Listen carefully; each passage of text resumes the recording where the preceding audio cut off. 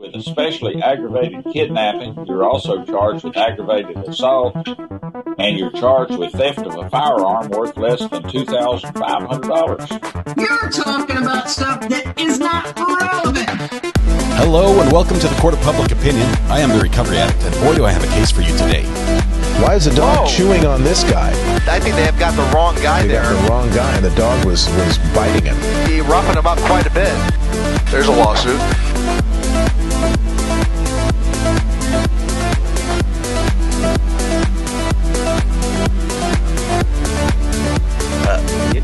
No, I'm not Peyton Ansley John Milton. I'm the agent authorized to represent Peyton Ansley John Milton as written in all capital letters. Peyton Ansley. And as to Mr. Milton, is there a conflict of concern, or I am not represented by anybody besides myself. In my sovereign capacity, appreciate you. Thank you, Your Honor. I did have an opportunity to speak to him. I read him the reports. Who is him? Is that correct? don't interrupt. I'm letting I read him. You just sit quietly. Thank you. I read him the report so that he will understand the charges against him. He didn't wish to hear anything more about his rights, and he does not wish to be represented. All right, we always love a good sob sit. Scratch all that. Oh, that was terrible. That was terrible. Scratch the whole intro. Sorry about that, guys. A little snafu there. It happens. Is that better? I'm in the picture a little bit better. I moved the camera this morning. Is that all right? Seems to be okay. It's working. Good. We're going to roll with it. Welcome to the Court of Public Opinion. I am the Recovery Addict. I have to tell you, I almost hit the Mike, what day is it button on accident, and I caught it just at the last second. Yeah, it was one of those mornings. So it's welcome to Monday 2 this week. It's been awesome. Let's see. Melissa in Texas says, how long has RA been streaming full time? This morning for about 2 minutes and 30 seconds. No, just kidding. Started in October of last year. And I lost our internet winner. But we know who it is. Hold on, let me find you. Where are you at? Kim R. Boom. Kim R, here you go. Let's put you up on the screen so everyone can why is it there? Scratch all that. Oh, that was terrible. I apologize. I love that soundbite. It pretty much applies to any given moment during the live stream. Just to wait. Let's redo that. Okay, let me move this right over here. Why am I? Oh man. Okay, this camera needs to rotate this way, and I'm going to be down here. That's a little bit better. I'm still a little too tall, but hey, we're getting there. We're getting this thing put together. All right. I think we're. First of all, Kim, congratulations! You won the internet. You were first in chat. You are. I think you've gone from repeat offender to habitual offender, which is like the next level up as far as offenses go. It's pretty much an expected thing that we expect you to win the internet every day. We may have to, be looking at some royalties type options for you to, as far as you have a right to it. Basically, that's the divine right of kings. It's that same sort of theory when it comes to internet ownership. But you know what to do. Please take care of the internet for us. Thank you very much for being first in chat, welcoming everybody in, letting everyone know the water's fine. Come on in. It's great. Let's see. Wallflower, member for 6 months. Look at this. Yellow Courthouse today. Beautiful flowers as well. Thank you very much. I appreciate your continued support. It's awesome to have you here. We have at least one birthday today. I was so far behind in chat. I normally try to read a little bit and see what people are talking about, but I didn't have a chance. Well, that's what I do. So, yes, we did get the object sound up. That was my one item of homework that I got done, other than moving the camera. So I did both things. I'm like batting 100, right, or 1,000. What is it? Which one's better? Batting 1,000, I think is the better. Okay. Where are we? We have birthdays. That's what we have coming up. Where's the birthdays? I know. Oh, there it is. There's birthdays. Okay. Let's see. Rona. It's Rona's birthday this morning, right? Where's Rona? Buttercup is here. Welcome. Becky New says, hi, RA in chat. Welcome, Becky. I tell you what, I have to, I need to check my email really quickly because I emailing someone this morning who reached out to me via email from Scotland. Let's see. There it is. Okay, here she is. Just 1 second.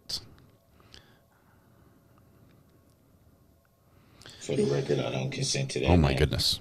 Okay, so I was about to read her name because I was going to guess at how to pronounce it, and I actually emailed her and said, how do I do this?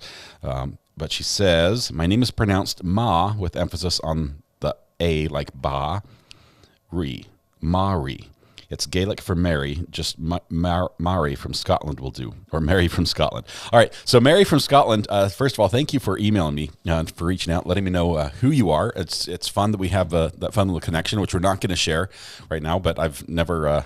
this is the first time I'd heard from you, and we had a little something in common, which is just awesome. So thank you very much, Mari, from Scotland. correct? It's good to have you here. We have a few people from Scotland here in the chat. They'll own up, because anyone from, it's like if you're from Scotland or Texas, you tell people. You don't have to ask. That's just something you brag about. Let's see. What was the buffer sound for? Because I did something wrong. Okay, Rona McCaw. Yes, we've got a happy birthday for Rona. We're going to hold tight for just a second and see if there's anybody else that's going to be on the list. Man, it's a good day. You know why it's a good day, Lady and Ray? Because I stayed up way too late last night. I'm sort of giddy from no sleep. I stayed up with JT watching Night Court. He had gossip, rumor, and innuendo on. It was crazy. It was a little bit wild. I'll admit it got a little eye-opening at times. But it was a fun group to hang out with. I know a lot of you were in there and just enjoying that. It was awesome. Appreciate getting to hang out with you guys way past my bedtime. It was so late. Let's see. Where was the buffer sound? Is it gone? It got deleted maybe. I think it's good. Let's see. It was amazing last night and so funny. You guys are great. The humor that like turns on after 9 p.m. is wild. Scotland Air, says Black Beauty. Welcome. Maria as well. Just thank you so much for emailing me. So glad you found us, even though you're not in chat. You mentioned that you're not in chat, but you do watch. Kim R says, I got my nose pierced in Scotland. That counts for something. Claim it. That you're almost Scottish then.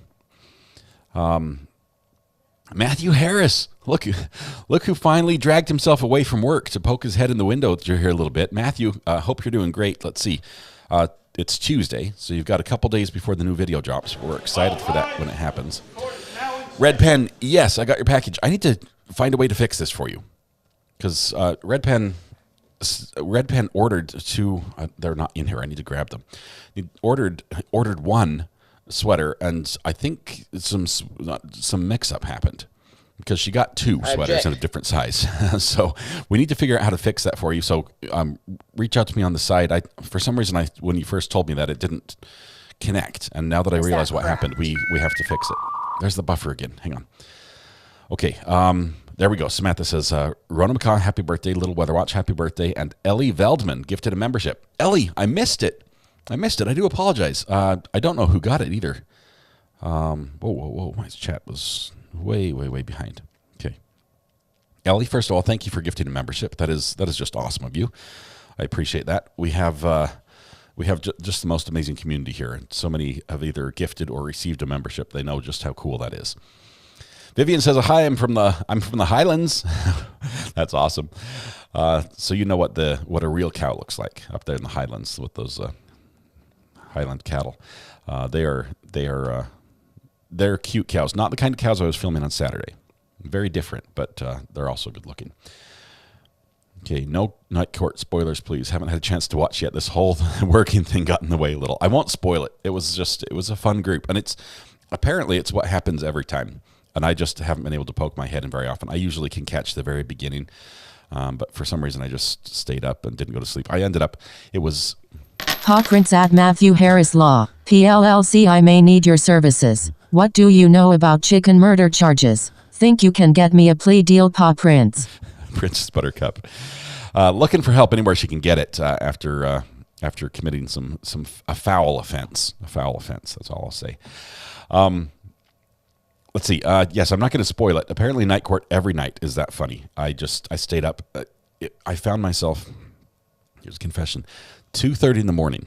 2:30 in the morning, I woke up sitting, just for the record, like this, in the chair, asleep, headphones on. There was a police chase going on this live stream, so I don't know how I got from Night Court to a police chase. But I was like an hour into the police chase and it was like a 3-hour long video from a while back, and I'm like, my neck's kinked, and I'm like halfway falling out of my chair, and the night's halfway over, and I'm freezing cold because the air conditioner is running down here constantly, and I'm like, oh my goodness, I'm going to be dead tomorrow, and I am. So I'm giddy right now, but I might crash soon. Unique Detail, welcome, good to have you here. Thank you. We've got to get the birthdays underway, and then we're going to get started with the catch up on the case from yesterday, because the little bits I heard is exciting. It's exciting. I saw a tweet that says the big M word comes out. The big M word. And you guys, gosh, she will try anything. You guys know. I love that Bite Me and Rebecca is Bite Me and her dog Buttercup fight back and forth using super chats on the channel. You guys are hilarious. It's funny. Let's see. Chat, you were funny last night. I could barely mod because I was laughing so hard. It was a fun conversation. If you need to watch on the replay, do. JT is fantastic. For those that don't know JT, Brandy Churchwell and JT partner up on her channel. They often work together on things, but they also have their own little shows. Brandy does her show during the day, and JT has Night Court, and then they're together for other things. And anyway, he's an amazing guy. I don't know how he has time to do any of what he does, but he's awesome. He's got mad skills when it comes to technology and just knowing how to run podcasts and interviews and everything. He's just a fun, genuine guy, and I love him. All right, Carrie H., welcome to the gallery. Thank you so much. New member. No, Green Courthouse. That means third month at least. So thank you very much for that. Okay, how do I listen or watch Night Court? Alfonso, if you type !Brandy in chat, that's BRANDI, the link that comes up is the channel that Night Court is on every night, at least most nights. So there it is. So there's Brandy in chat. Just watch for the link that responds here, and you'll want to click it when it pops up in chat. Just 1 second. Oh, it looks like it already has. There it is. So Brandy Churchwell is the channel it's on, and JT's on that channel with Night Court. So you'll find it's awesome. Matthew Harris says, "Are you looking to help on how to murder chickens or how to get away with murdering chickens?" Yeah, because he's very picky about his clients, All right, birthdays. Where? One more time. I need the names. Who told me the names? I think it was. Let's see, I was touring the country last week, meeting up with fellow RA viewers. Turns out they're amazing in person, too. I have a picture, Matthew. I believe with Denise. Squirrel. Let's see, Allison, also from Scotland. Yes, Red Pen, this was the scenario for your sweaters. You ordered one, and both were too big. We need to fix it. I will fix it for you. So contact me and we will figure out how to make this work, because you shouldn't have to buy 3 sweaters to get one, or 2 sweaters to get one. So I'll make that right. Okay, you missed my memberversary yesterday, GSD Mom. I am so sorry. I apologize. Right now I'm missing the birthdays. I need to go back. We had Little Weather Watch, Rona. Who else was left? Let's see. Wait for it. I'm looking for the message I put up there. Okay. I'm going to need some help from the mods one more time. Bail me out. Rudy Paw prints at Matthew Harris Law. PLLC, how to get away with it, you silly goose. Let's see. Can somebody give me the birthdays again? We've got Rona, Little Weather Watch, and who else? Thank you, Buttercup. I think Matthew might be able to help you a little bit. I'm waiting. Who else has a birthday today? I'm going to have to sing. We have to start this really quickly here, so I've got to see if there's anyone else who has a birthday. Scratch all that. Oh, that was terrible. I apologize.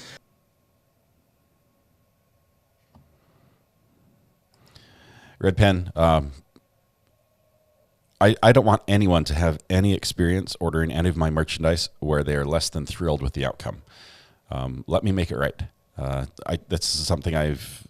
Hey, do we have crew neck sweatshirts in the new design in the merch store yet? Yes, we do. We have crew neck sweatshirts. I put them in last night. I don't have a link right off the bat. Camel. And I'm not sure if the color selections are what you want. They only let me put 5 colors in. So they are the new design crew neck sweatshirts. But let me know. Okay. That's one more thing. That's like bonus homework I got done overnight. Anyway, Red Pen. Way back when I was selling on Amazon. Is that correct? Something I took great pride in is making sure that I had 100% customer satisfaction, even from customers where something went wrong.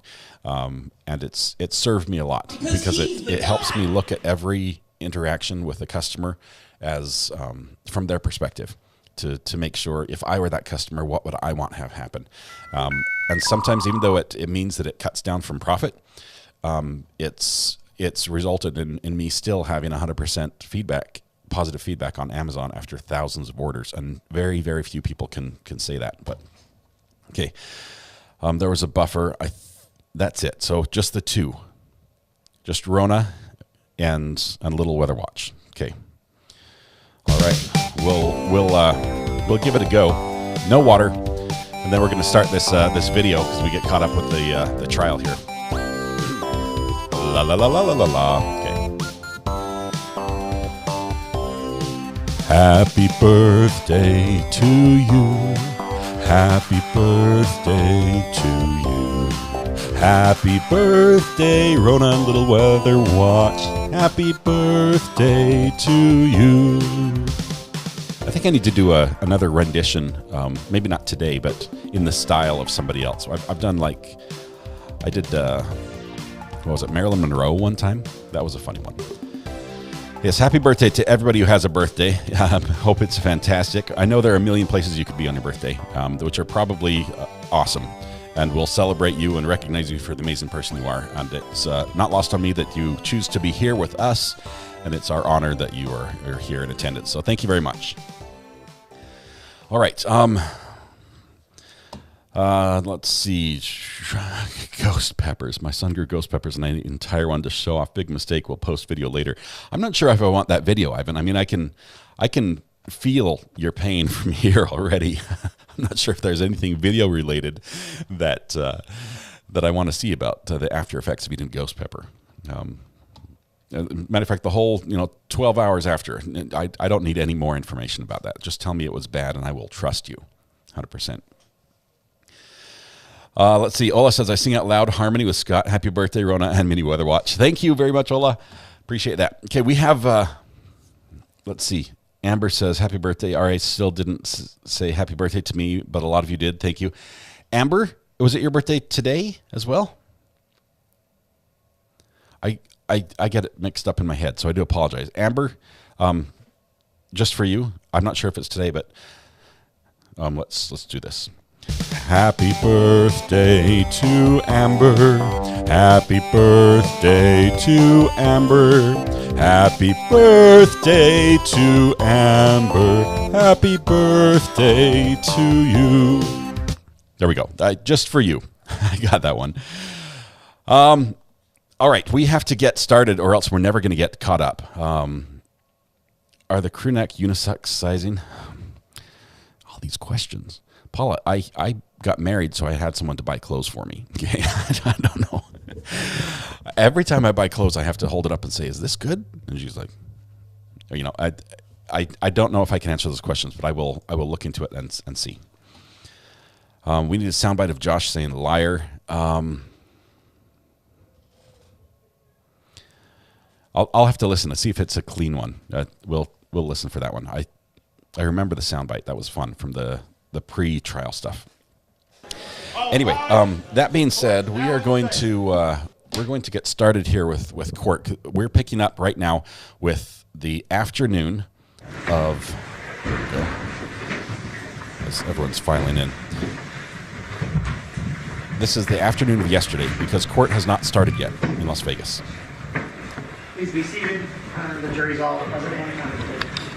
Finally, we're back on the record. C-250-966, State of Versus Thomas Randolph. State of Mr. Randolph is present with his attorney, Deputy District Attorney on behalf of the state.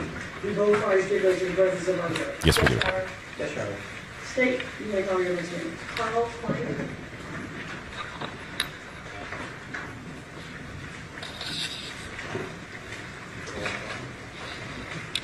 I'm getting a nap like halfway through this, I'm pretty sure. Carl who? Carl Klein? Is that what I heard? Dude's a big guy. got the suit coat with the double double buttons undone. Nice look. He's rocking it. You do solemnly swear to the testimony you're about to give in this action, include the truth, the whole truth, and nothing but the truth, so help you God? Thank you. Please be seated. I think that is the sentence. That's CARLKLEIN. Thank you. Sir, how are you employed? I'm employed with telephone company Lumen. What do you do for Lumen? Currently, I'm the manager of the 911 Public Safety Services Group. Manager of 911, I'm sorry? Public Safety Answering. Okay. What kind of training have you had that allows you to work for Lumen in that capacity? I've worked with Lumen for 27 years.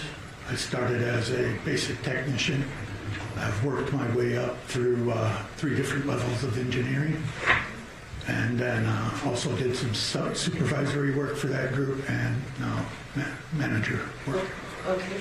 And as the manager, what does that mean you do on a day-to-day basis? I oversee the repair group that monitors the 911 network that we provide to different public safety answering points. Okay.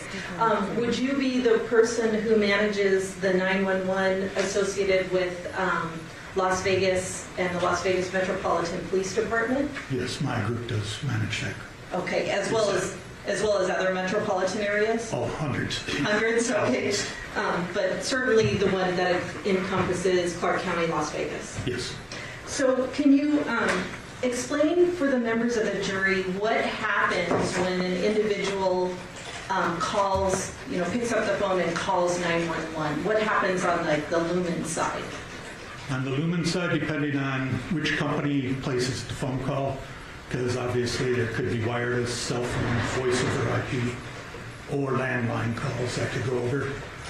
Whatever company owns those switches has lines that go to the selective routers, which is an aggregation point for 911 calls, and it takes a look at the telephone number that dialed 911 and determines the correct police department to route that call. From there, it'll route the call to that appropriate police department. So when it looks at the number, is it trying to associate that number with a location to determine which police department gets the call routed to them? Yes. Okay.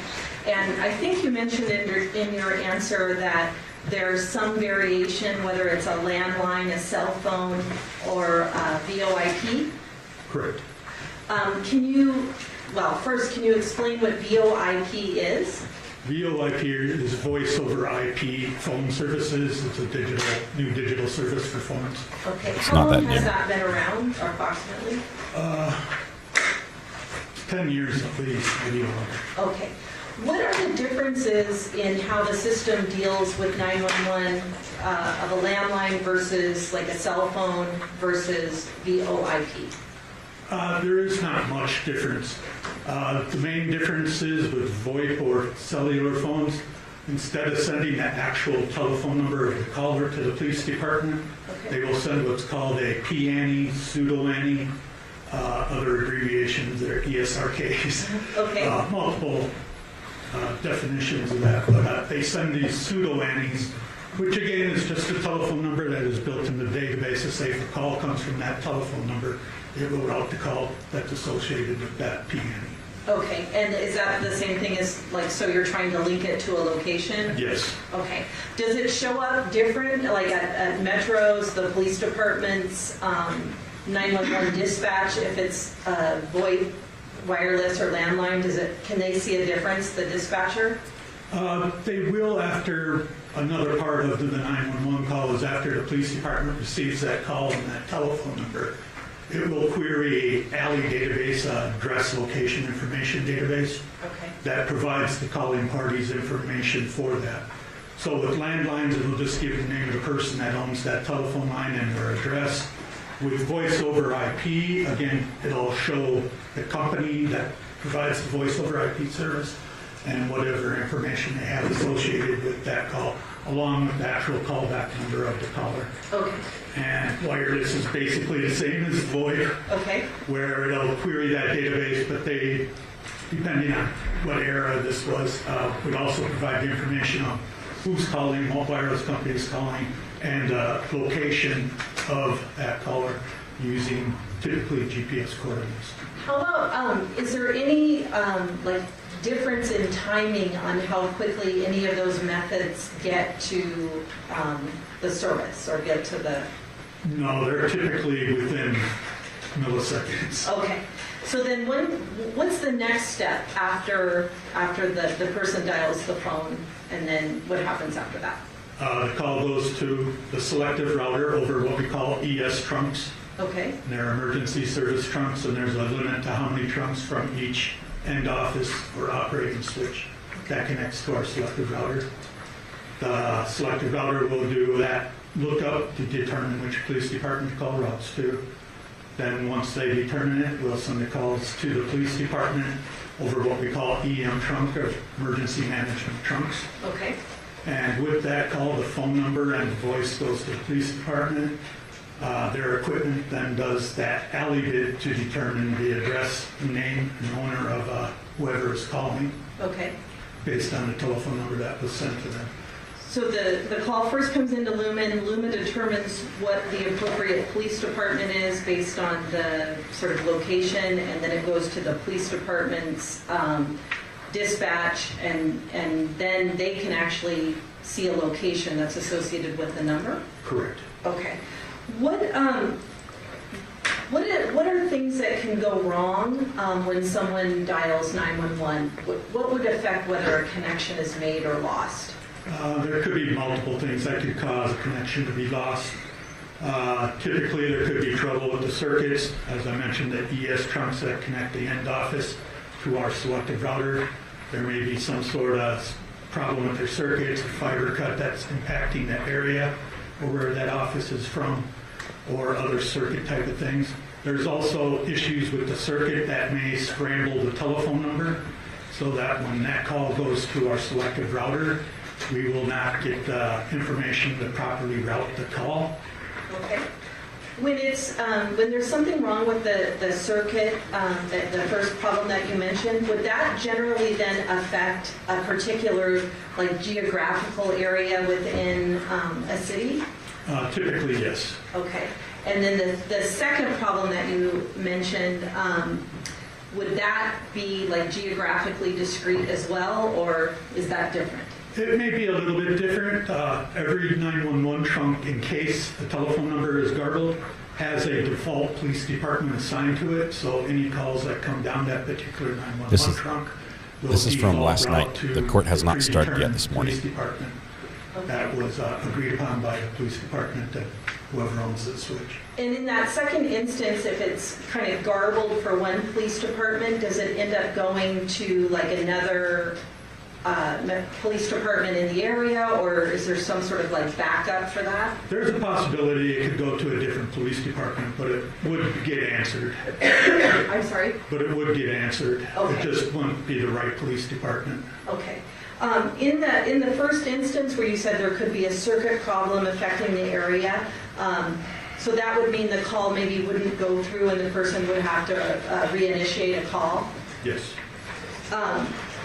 Are there, I think you touched on this, but are there, I guess within when you build a 911 system, are there sort of factors in the building that account for how busy or how many 911 calls an agency might get? Yes, typically when we engineer a 911 network, we try to establish what's called a .01 grade of service, which is a standard that indicates during an average busy hour or average day, only 1 out of 100 calls may overflow to a busy signal. Okay. I'm sorry, say that number again. 1 out of 100. Okay, in the case, so it's able to handle all of those, so maybe if 100 people call in at once, one will get a busy signal? Not necessarily like that, but it's the formula is written so that on an average busy day, I see. Only 1 out of 100 911 calls would go to a busy signal. Okay. And would that be like in the case of sort of a catastrophic, like a big event that occurs in a metropolitan area? Yes, that could be a possibility where you have several hundred, several thousand people trying to dial 911 at the same time. And if a person is like that 1 in the 100, do you know what type of signal they receive? Do they receive like literally that beep, beep, beep busy signal, or do you know if they get a recording? It would be one or the other. I'm not sure specifically which one they would get in that instance. Okay, would that depend on the agency? Yes. And how many, for the Las Vegas Metropolitan Police Department, how many routers are there for each of the various methods of calling in? There are 2 selective routers that we utilize. They're built for redundancy, so in the event one fails, calls can complete over the other selective router. Okay. Thank you, sir. I'll pass the witness, Your Honor. Let's see how it does here. How you doing, Mr. Klein? Good, sir. You've worked in this business with Lumen for 27 years. Yes, sir. Jobs changed a lot over the years, sounds like, for you personally, right? Yes. You'd also agree with me that technology's changed a lot in those 27 years, right? Yes, it has. I'm assuming in the training that you've received in the last almost 3 decades, you've probably learned a little bit about the history of the 911 system. Yes. Okay. Didn't always have 911 in the United States, correct? Correct. First came into being in the early 70s, right? I believe so, yes. Okay. And it's not until like 1998 that Senate Bill 800 signed by President Clinton that makes it the national number. You agree with that? I'm not sure. Okay, you just don't know. Yeah, I don't know. Okay. If I were to represent that to you, you wouldn't have any basis to dispute that, would you? I don't know the answer, so I couldn't tell you one way or the other. Okay. I want to talk about what you focus on the Lumen side of things. You have a responsibility and you have a team that works with you, and you want to make sure and maintain a system that if I pick up my phone in an emergency and dial 911, somebody is going to answer it on the other end, right? Yes, sir. You would agree with me, in order to route the call from one of the routers that you have serving the Las Vegas Metropolitan Police Department, the call has to get there first, right? Get to the selective router? Yes. Yes. Okay. Back in way up to when 911's in its infancy, all the 911 calls that came in were over like a hard landline, right? Yes. Like the old school phones that we had where there was actually a wire coming to our house that would take that transmission, correct? Yes, sir. Eventually, there are other methods of communication that are developed as technology changes, right? Yes, sir. And you'd agree with me that as you sit here today in 2023, the technology is a lot more stable, accurate, and reliable than it was like in the 80s or 90s, right? I would say it's just as stable. The new technologies just have added additional information, another way for different types of services to connect, but the basic E911 network, which has been in place since, like you said, that late 80s, 90s, that's been pretty stable for the whole time. Right. The E911 network, once a call gets in and it gets out, right? Correct. Okay. Let's talk about circumstances where maybe a call doesn't get in, okay? Okay. If I'm hiking up in, do you live in Las Vegas? No, sir. Okay. You familiar with Las Vegas at all? Have I what? Are you familiar with Las Vegas at all? Not really. Okay. There's a place out west of town called Red Rock Canyon. You can go hiking out there. There's mountains. There's no cell service when you get up in those mountains. Can you appreciate that? Yes, sir. Okay. Let's say I go hiking out there and I fall down and break my leg. And I want to call 911. I hit 911 on my cell phone.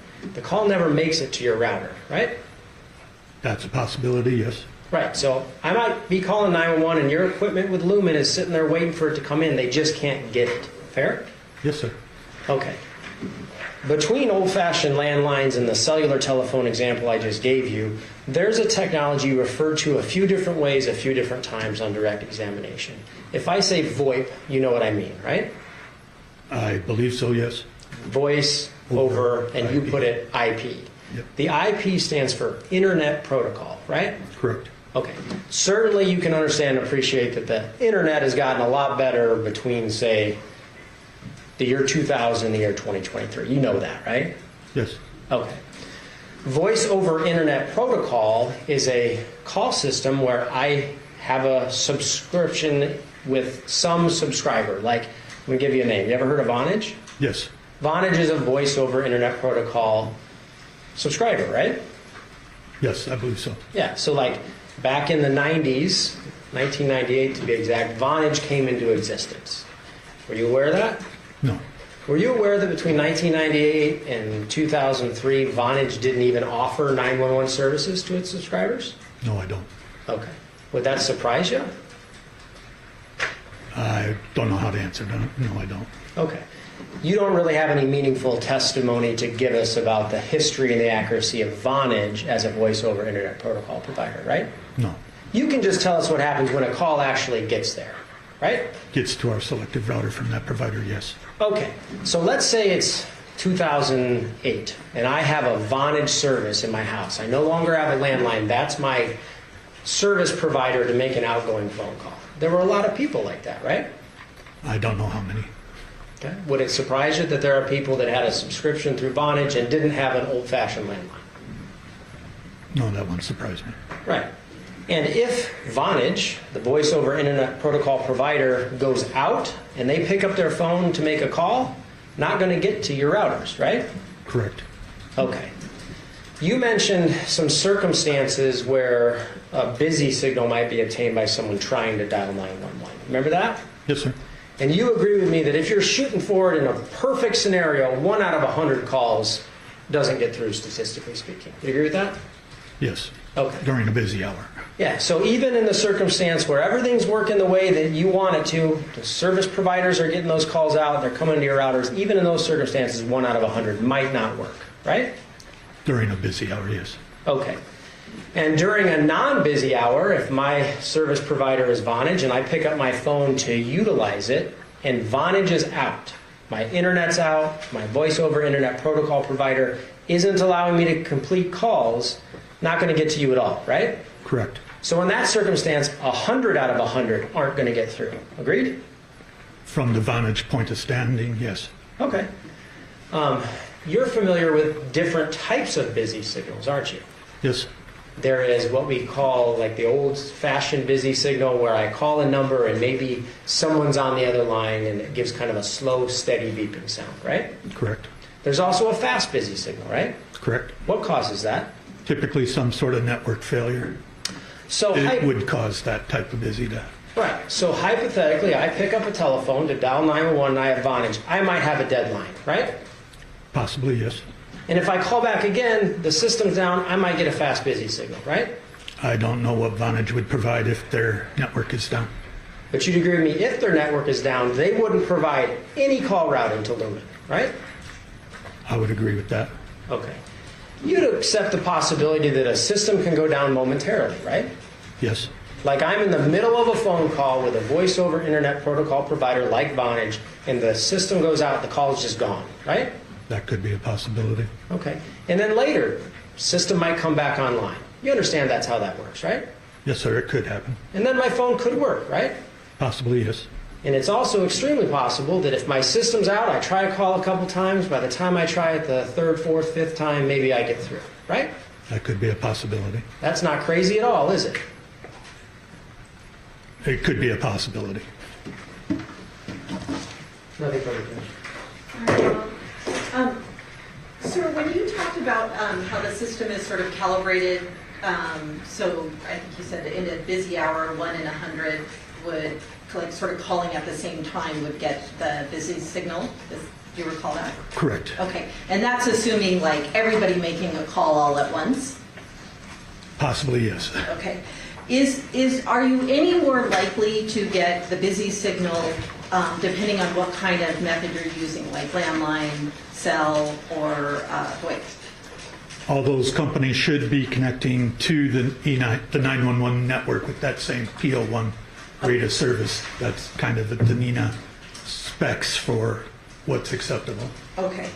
And all of that is sort of predicated on the idea that like there are just some instances where you could have a really busy situation in a city and things can go wrong a little bit in terms of the connection.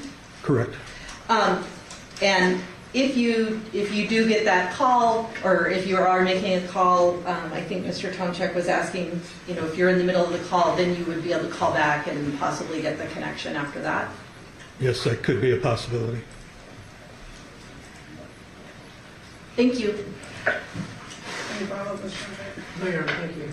Good, ladies and gentlemen, the jury have any questions for this witness? Seeing no response, sir, thank you very much for your testimony today. You are excused. Thank you. State, you may call your next witness. Sit with Mark Bartlett, please stand. Mark Bartlett is being called to the stand. That was an interesting testimony. That guy was not with Vonage. Why did they call in the guy from Lumen, who's more of like the network and more on the 911 side than actually like a Vonage rep who could say what would actually happen with the Vonage phone? I don't know. Maybe this guy's from Vonage. We'll see. I think the defense did win that one. That witness. I think that was a win for them because he basically admitted that everything the defense has said has happened, could happen. Oh, I've got polo shirt. No, it's a button up. Looks good, all in black. You do solemnly swear the testimony you're about to give in this action to be the truth, the whole truth, and nothing but the truth, so help you God? I do. I do. Be seated. I do. If you could state and spell your name for the record. My name is Mark Bartlett, MarkBartlett. There he is. Thank you, Your Honor. Sir, are you familiar with the address of 5200 Dana Springs? Yes, sir. That's where I reside. Okay, so you still live there to this day? Yes, I do. Were you living there on May 8th, 2008? Yes. Okay. What I'd like to do is, Your Honor, by Alicia, stipulation, welcome. the parties have Thanks for your stipulated to support. states proposed 1 and 2 being admitted into evidence, 316 being admitted into evidence, 313, 312, and 311. That's correct. So 311 to 313 and 316? 313, 311, 312, 316, and exhibits 1 and 2. Okay. Those are all the admitted pursuits. And we have Elmo. Thank you very much. Sir, if I could, folded may I up approach the witness, or Your Honor? set up for Thank you very much. display. So we don't get to You see some said pictures. you lived at 5200 Dana Springs. Yes, correct. All right. I want to show you first exhibit 313. Do you see your home there? Yes, right here in the corner. Okay. And if we look at states 312, is this kind of from the vantage point diagonally looking out from your house? Yes. Okay. And you're familiar with a home at 6517 Rancho Santa Fe, correct? Yes. I want to show you exhibit 1. Is that home? Yes. Exhibit 2, is that another example of that home? Yes. A little bit closer up. And is that the home there, kind of between these two palm trees? Yep. And for the reference, I was showing exhibit 312. Lastly, I want to show you states 311. Is this an overhead map showing your house and 6517 Rancho Santa Fe? Yep. Okay. And this is all kind of fair and accurate depictions of all these locations? Yep. Okay. This time I'd like to, we could switch over to the overhead. Oh, no. No, you can. Okay, I'm not going to. Just remember, just hit the big blue button. Thank you, Mark. Oh no, we can't. It's not working. Have you tried turning it on? Oh yeah, I remember. We can turn it on. What is that about? This guy's like, oh crap, can't use the Elmo. It's not working. Have you tried turning it on? First one to publish 313. Do you hear the despair in his voice when he's like, oh no, all our plans have been foiled? Is that correct? Yes, correct. I need the soundbite there. 312. This is a vantage point from your house looking in the direction of 6517 Rancho Santa Fe. Is that right? Yes. And you had indicated it was this house between the two palm trees. Correct.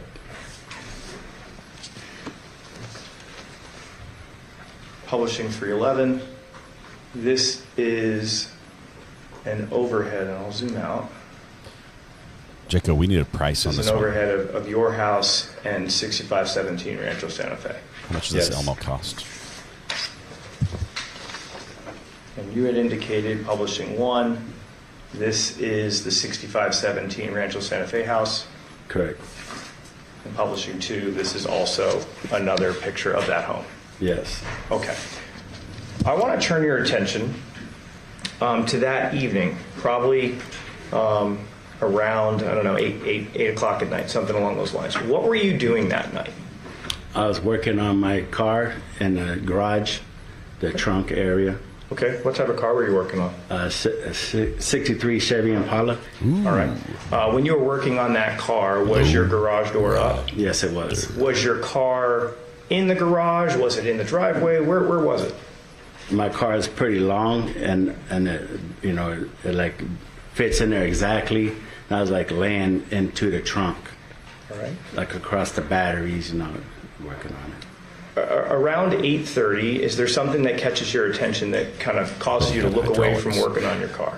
Yeah, when somebody pulls up, I get up to see who it is, and I notice it was the neighbor lady waiting to get into a garage. Okay, and when you say the neighbor lady, are you talking about... Objection to leaving. Well, I haven't suggested the answer.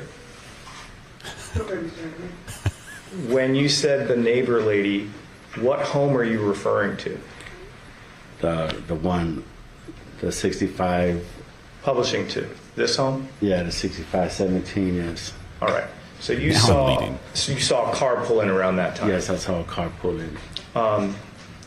Did the car go all the way into the garage? Yes, it did. What happened next with the garage door? The garage door Morning, Brandy. closed. All right, did you watch it close? Yes. You're doing great. Okay. What's the next thing you remember happening after that garage door closes? Well, at the same time, my friend called me when I was standing outside of the garage, and I got up to look to who it was. My friend called at the exact same time, and I was on the phone with him. Okay. And what was the name of your friend? Alex Mercado. All right. So you're on the phone with your friend Alex, and then what happens? I hear gunshots. Coming from what direction? From the 6517. How many gunshots do you hear? 3 rapid gunshots, like bang, bang, bang. Okay. Then a little pause, and another shot, a pause, another shot, pause, shot. Okay, so you hear 3 in quick succession, some pauses, and shots after that. Yes. Do you say anything? Do you react? What do you do at that point? I told my friend, it sounds like they're shooting. I wasn't, 100% sure. I said, there sounds like they're shooting. So I said, I'll call you back. Okay. So I went, I didn't hear no screaming, no yelling, nothing. So I went back to work in my trunk. If you heard screaming or yelling, would you have done something? Yeah, I probably would have called the police. Okay. So then you don't kind of hear anything, but you tell your friend Alex, man, I'm hearing gunshots. Yes. This guy hears like and then, 15 shots across the street. At some point, do the police arrive? Yeah, in about 20 minutes, the police showed up, a lot of police. Okay. Eventually, do you speak to police officers about what you heard and saw? Yes. Okay. Do you provide police officers with the phone number of your friend Alex? Yes, I do. And was that phone number 702-5? We're not going to dox his number. Yes. In case it happens to be the same. I think at some point, do you even offer to provide copies of your records to them if they need them? Okay. I'm going to approach with what's been admitted as Exhibit 316. You're going to turn to page 3 of this document. I want you to look at right here. He's got it in the bag. Is that Alex's phone number? Yes. Can you tell me, just read off, that's a 24-hour clock, but can you read off what the time is there? Looks like 8:33. Okay, but it says 20:33, just technically? 20:33, yes. Okay, but if you could convert the 12 hours, yeah, 8:33. Publishing 316.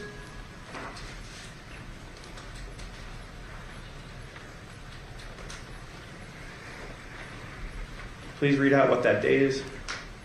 5/8/2008. Please read out that time. 20:33. Whose phone number is that? I'd ask that you say the complete number, please. Okay. Please read out 33, 36. Go ahead. 20, 33, 36. Please read out that phone number. 702. Yeah, it's already on screen. 0807. Is that your phone number? Yes, it is. Okay. And that's just a repeat of your same number, correct? Correct. And is this Alex's number? Yes. Okay. All right, so apparently the call was made. That's what we just proved. Thank you very much. I have no further questions for this witness. Critical to leave this in. Council approach before cross. Council approach. Okay, here comes the noise. There we go.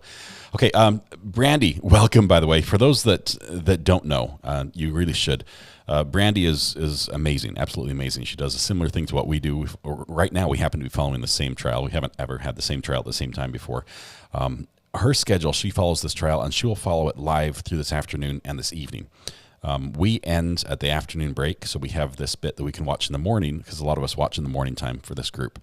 So when I'm done, I'll try to pass you off to Brandy, who will continue the live stream. If you want to continue watching during the day, or if you want to watch with us, then come back in the morning. Either way, there couldn't be a better place to go and watch. So just heads up. Brandy, thanks for being here in chat. You're amazing. Appreciate you. And there's there's the link. I need to update your link, because you do a lot more than just recap videos. We'll get that updated. Send me verbiage. What do you want in your advertisement, Brandy? I'll put it in there. Okay, let's see. Just barely perfect timing. My wife brought me oatmeal. I'm letting it cool down so I don't burn myself. How you doing? So, how long had you lived at that house? Since 94. Since 1994. So you do you still live there? Yes. So you've lived there a long time? Yes. You know the neighborhood? Yes. And it's fair to say that you told the police on the night in question what you'd heard? Yes. And fair to say that, way back when you were talking about this, your memory was probably, very fresh as to what happened. Mm-hmm. Is that right? Correct. Okay. And so what drew your attention, let's set this up. You're working on your car, right? Yes. Okay. And you have a call with your friend. You're talking to your friend at some point. Yes. I'm going to show you that call, okay?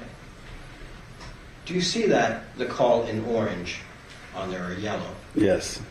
Okay, so you're talking to your friend, and you said the time. You actually put it in, took it away from 20:33, and you made it's 8:33 p.m. and 36 seconds. That's when it starts. Yes. We have. Well, at least that's what the record shows.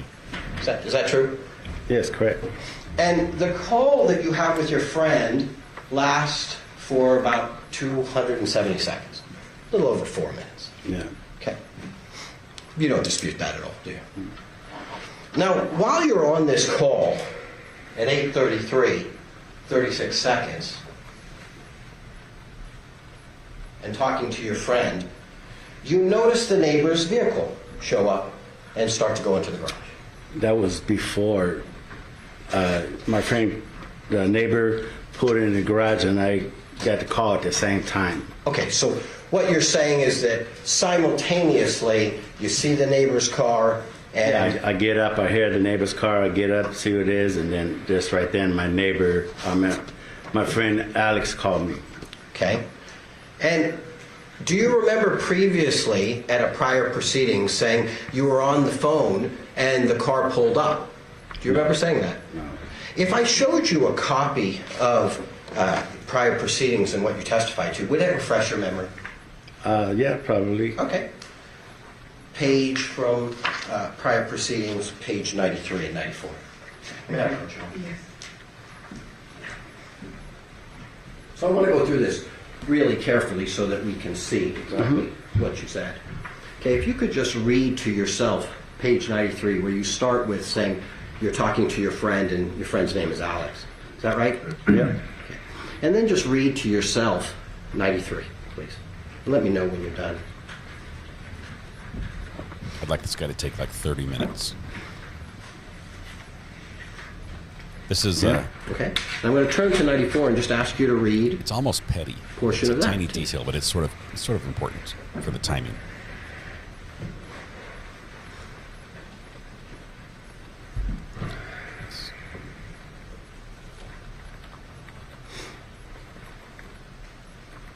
If I'm ever reading prior testimony, will never refresh my recollection. Okay. It appears that what you said was that you were on the phone with Alex and that you saw the car that show up, right? Yeah, at the same time. Okay. So what you're saying, is just basically that I'm on the phone, I see the neighbor's car show up. Basically, the car pulled up, the phone at the same time. Okay. And that's it. Okay. And do you remember that when the car pulled up, the neighbor car pulled up, the garage door opened? You Yes. explained that, right? Yeah. And you didn't see anybody get out. You said you saw the car just go in. Yeah, the car just went in. No reason to really pay attention to much of this. It's just normal, everyday neighbors coming. Yeah, neighbors come and go. Okay, talking on the phone. And then you say you watched the door close, the garage door close. Yep. Okay. And then you said that about 25 to 30 seconds after that, after the garage door closes, you hear shots. Yes. Okay. So if we understand this correctly, you're on the phone, you're saying at about 8:33, 36, simultaneously with the calls beginning, you see the car show up. Yeah. Right? So we can tell from this that the neighbor car shows up around pretty close to 8:33, 36, approximately. Right? So, yes? Yeah, somewhere around there, yeah. And the garage door opens, the neighbor car goes in, right? Correct. And then the garage door closes. Correct. And after that, 25 to 30 seconds go by, we hear shots, or you hear shots. Yeah. Okay. You told the jury that today, and you, in a prior proceedings, told the judge that. Fair to say? Yes. And that's what happened. Is that fair? Yeah. Okay. Now, I know it's been a while, okay? And so you at first, you've told us today, from what I can tell, you heard 3 rapid shots. Yes, right? correct. And then there was a pause, and then a shot, a pause, then a shot, a pause, and a shot. Yes. Total 6 shots. 6 or 7 shots. I can't recollect. It's been a while. Okay, fair enough. Do you remember previously in a prior proceeding saying you thought there were 4 shots? I can't recollect. And again, it's been a long time. You're trying the best you can, right? Yeah. If I showed you a copy of what you said before, a transcript of when you described 4 shots, would that help refresh your memory? Yeah. Okay.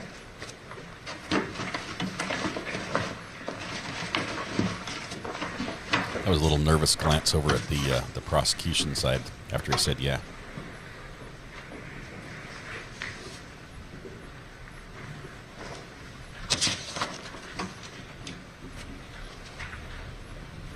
Do we know what the witness does for work? Did he say? Page 11. I know he's got the lowrider, the 67. And specifically, Impala, right? line, page 11, page 16, and I'm going to be showing him line 10 through 17 of page 11. May I approach him? Yes. Okay, I'm going to show you where you testified under oath previously, and you were asked how many shots you heard, and if you could read lines 10 through 17 to yourself. Let me know when you're done, sir. Yeah, when he says you're doing the best you can, it's basically the same as liar. You know, that's how it comes across. It's like, yeah, you don't remember. You're human. You make mistakes. It's all right. Liar. Very condescending.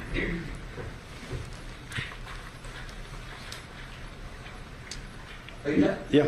I'm also going to show you again another page where you're asked about the number of shots. Page 16, Counselor.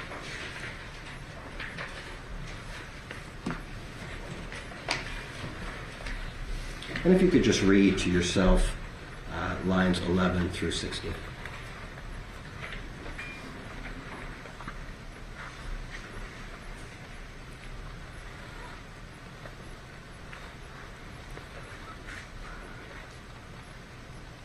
Have you had a chance to review that? Yes. Okay. Does that refresh your memory as to the fact that at one point you said that there were in fact 4 shots? Yeah. So again, fair to say, it's been a long time, you're doing the best you can. You're telling us today it was 6 shots. A while back, you were saying it was 4, right? Yeah.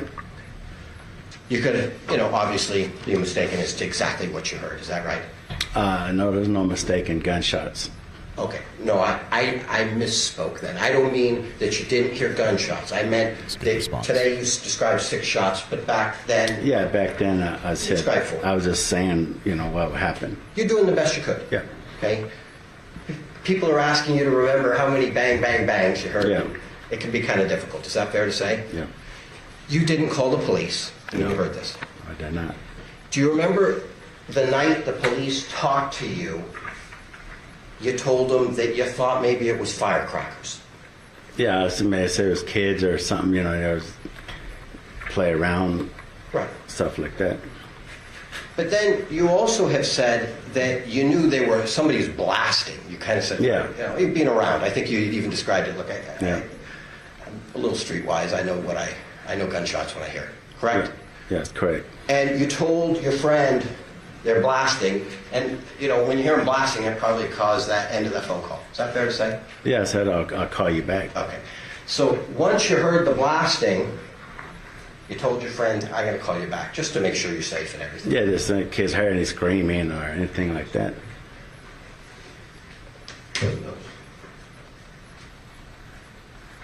This lawyer has actual 0 streetwise skills. 0. He's read about them in a book. That's it. Okay, I'm going to again show you the job. phone records. Okay. So at 8:33:36, you start this phone call. You see the vehicle come in, correct? Yes. And that phone call lasts 270 seconds. And towards the end of it, you're telling your friend, hey, look, I got to go. They're blasting. Right? There? Yeah, we're during the call, yeah. And, we went over 270 seconds is about, 4 minutes, 30 seconds. So somewhere that the call would have ended around 8:38. You see that? You do the math. It's about 8:38. Yeah.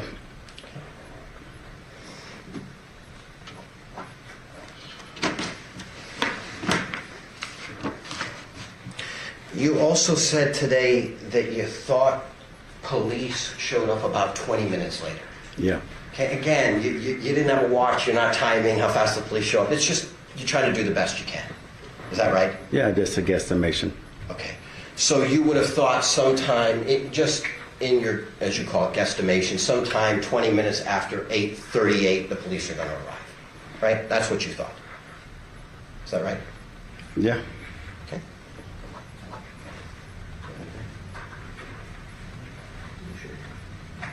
Concludes cross-examination. Were you right, Mr. Mayor? Yeah.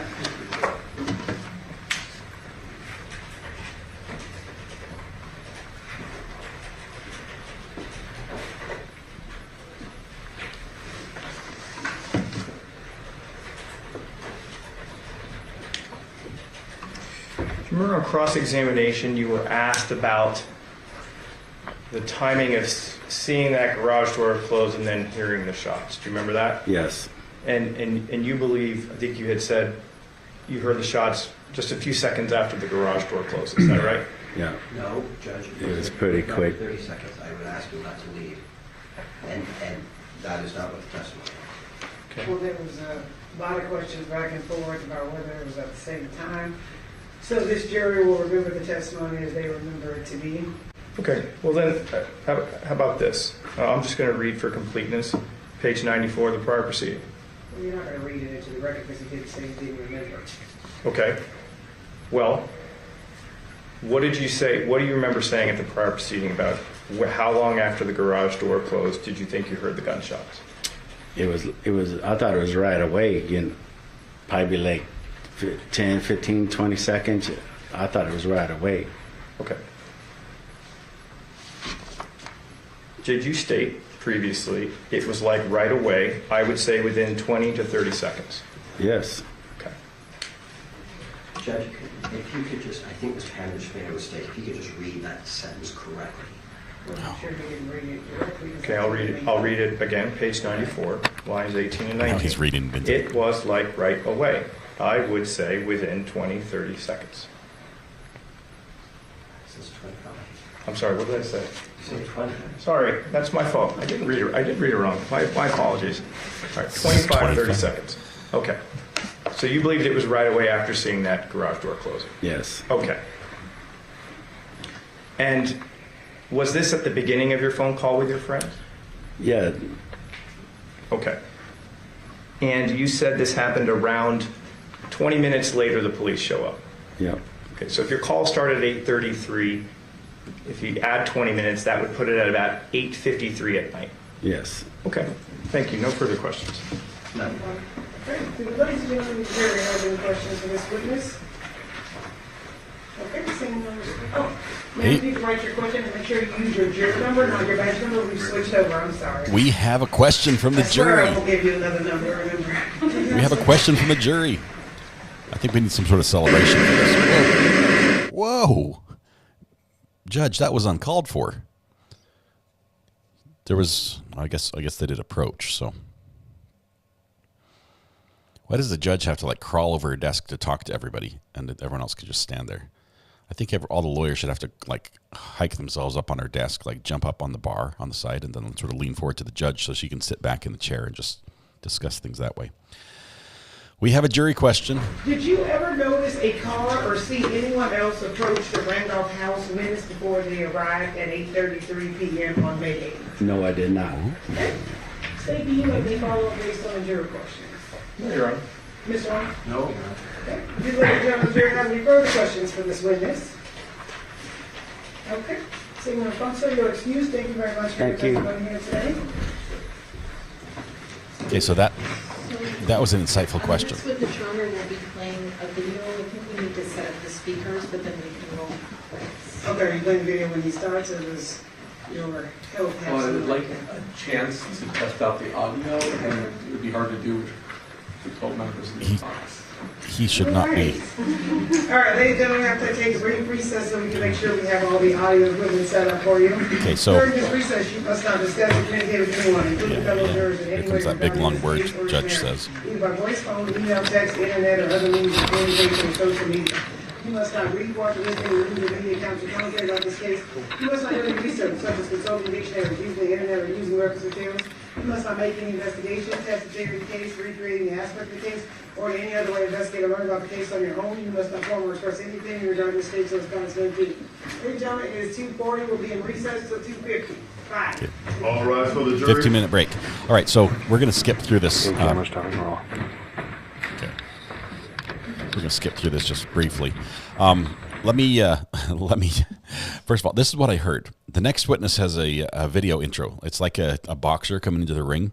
He wants to play a video and he wants the sound to be checked and make sure the level's right. So he can come in. He's probably got lights and his whole entourage follows him. Maybe I heard that wrong, but it sounds like that's what they're doing. Anyway, so we got a quick little break here. We're going to skip through. Scratch all that. Yeah. Sorry, let's turn the sound up for just a second. Always skip through the sound. Oh.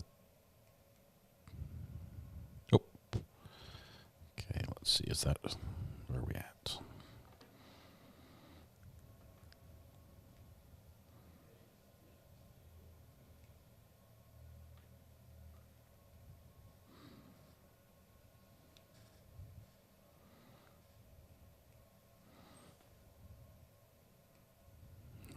Wait for it.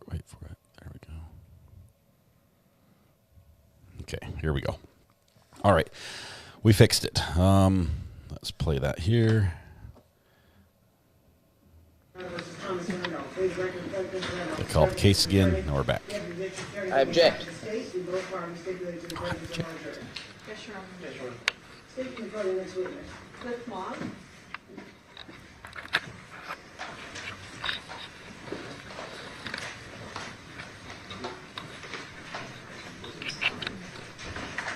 The music's not working. I'm going to have to play his own intro music.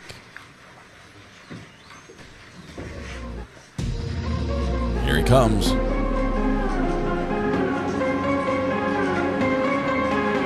Oh yeah.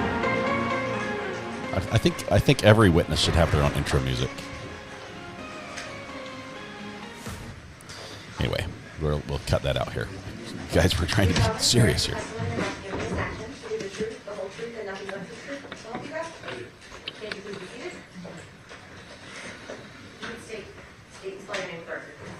Clifford, C-L-I-F-F-O-R-D, M-O-G-G.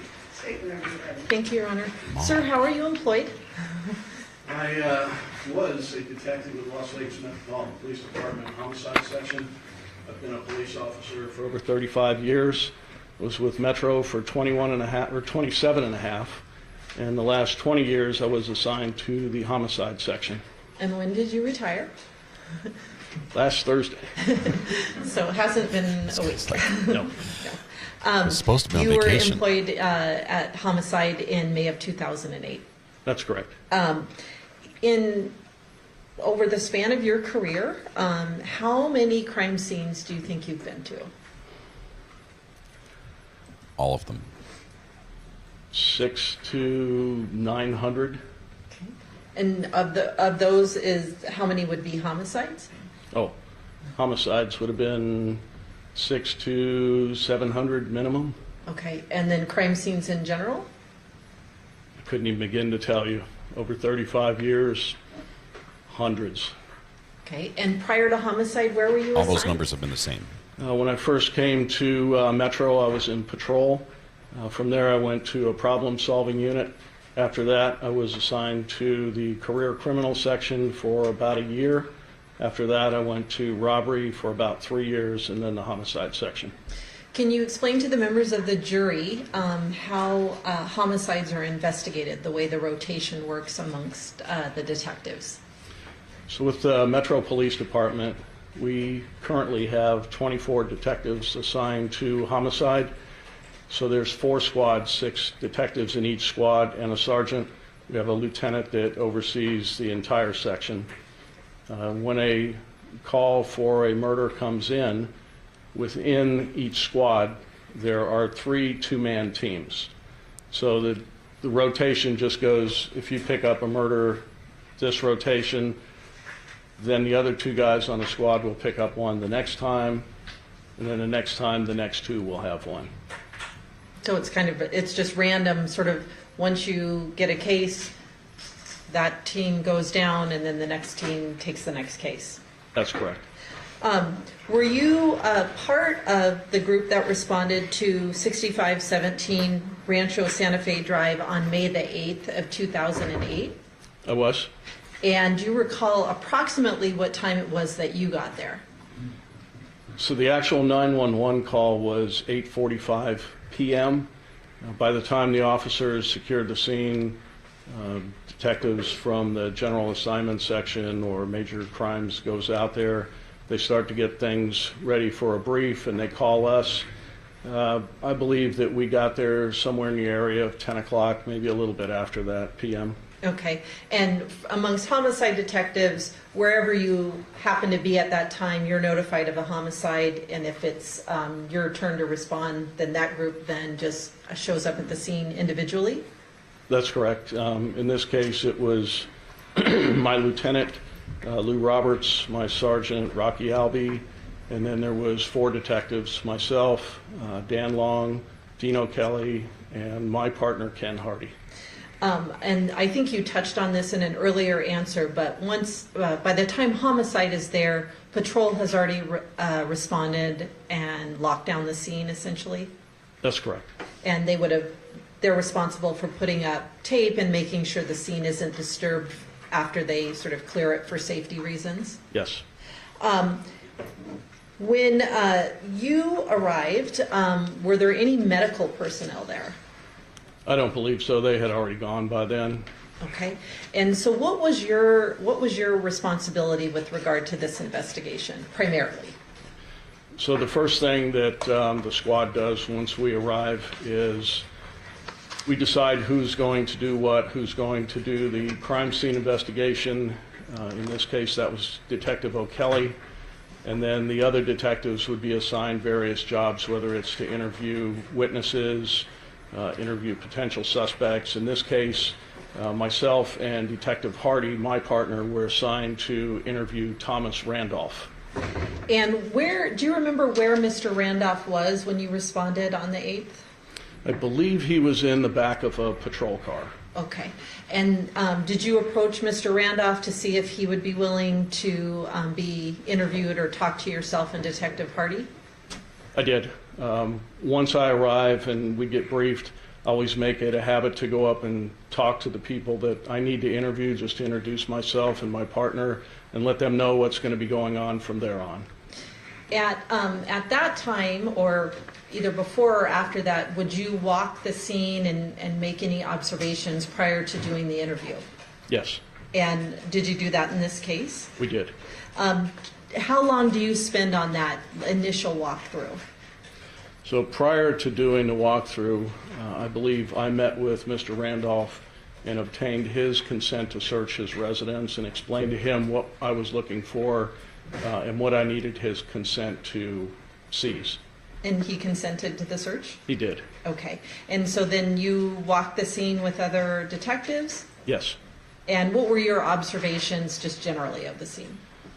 So just looking at the front door, I didn't notice any obvious signs of forced entry into the residence. When I got inside, there didn't appear to be any ransacking in the living room area. We walked back into the hallway, which runs north and south between the garage and then the master bedroom, which was on the south side of the house. And I noticed lying in the hallway in a supine or face-up position was a white female victim who was bleeding. Her head was closest to the entryway to the master bedroom, and she was lying on the tiled floor between what would later be identified as a music room and then the bathroom. And then as I walked out toward the garage on the north side of that hallway, there was an African-American male who was lying on his right side against a refrigerator in that garage area. Okay.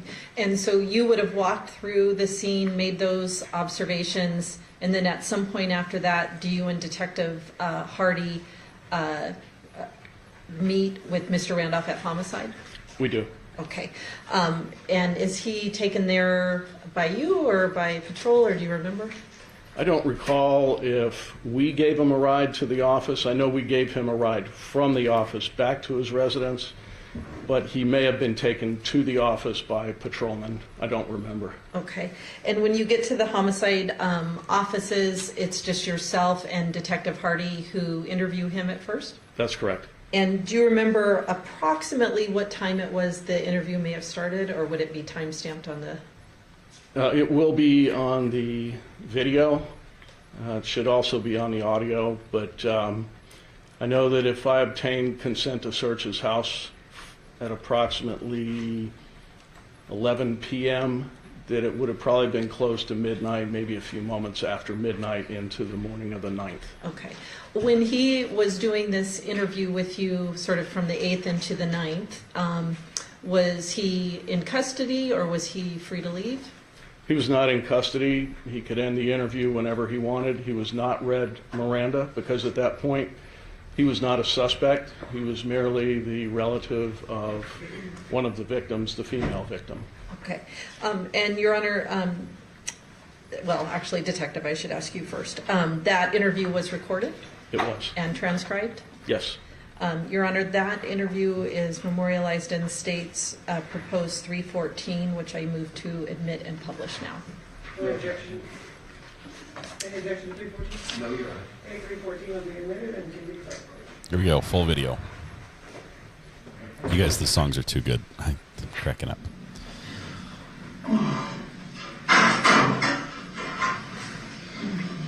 See if we can get this faster.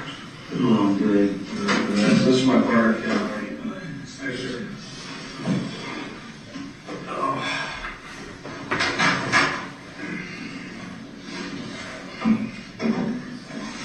This guy, Mike, can you tell us anything else about him and might help us figure out who he is, where he lives, car he drives? He doesn't drive a car. I don't think he has a license. I think he has a like suspended or revoked or something. He rides a bike, bikes to the house when he works usually.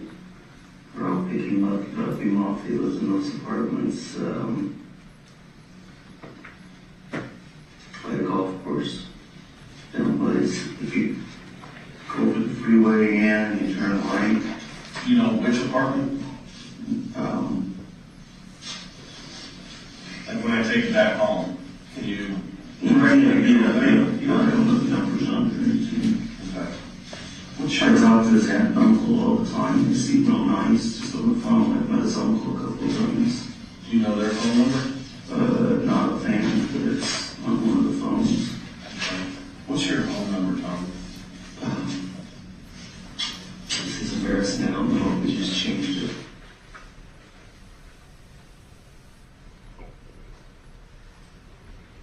It's still on the old number, and the new number's still on the computer desk. 8675309. Recent. So we haven't got it in yet. Do you have a cell number? Yeah, it's 8675309. And did your wife have her own cell? Or? Yeah. What was that number? I don't know. It's on my cell phone. I just call it. Actually, tonight, my cell phone, I guess I left it in the kitchen or somewhere because I didn't have it, but she called me and told me she was about ready to go from the, in the casino. She had lost or was looking for me or whatever. What time did you guys leave the house this evening? Just probably right around 6, few minutes after, because she called me just as I was up the street and told me to hurry up, we're going to be late. She said, I asked if everything was ready, the kids was ready, because we had to drop our grandson off. So the grandson was staying at the house? He came over to swimming after school. He's autistic. If he does good at school, that's kind of his reward. Oh. What's his name? Nicholas. Last name?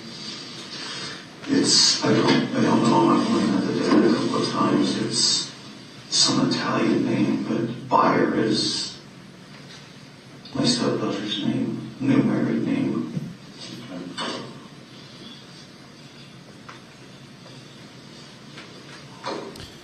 We're just going to keep this right here for now. Nicholas off at his mom's. I just take the car share and went in something about the Thomas, the other baby, who puked on the couch and couldn't get the carpet cleaner that we took over to work or something.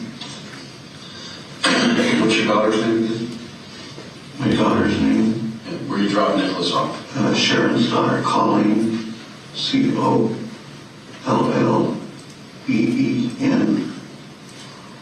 Bayer, B-E-Y-E-R. And where did you drop Nicholas off at? Where's Colleen live?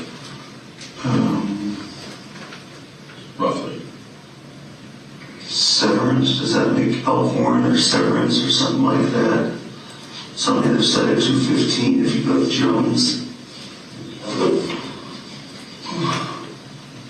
And then, so you left the house around 6, take Nicholas off, dropped him off at Colleen's, and then what time did you leave Colleen's house, approximately? 5 minutes later. If even that, 2-3 minutes. And where'd you go then? To the charcoal steak room, or whatever it's called, the steakhouse, the Santa Fe.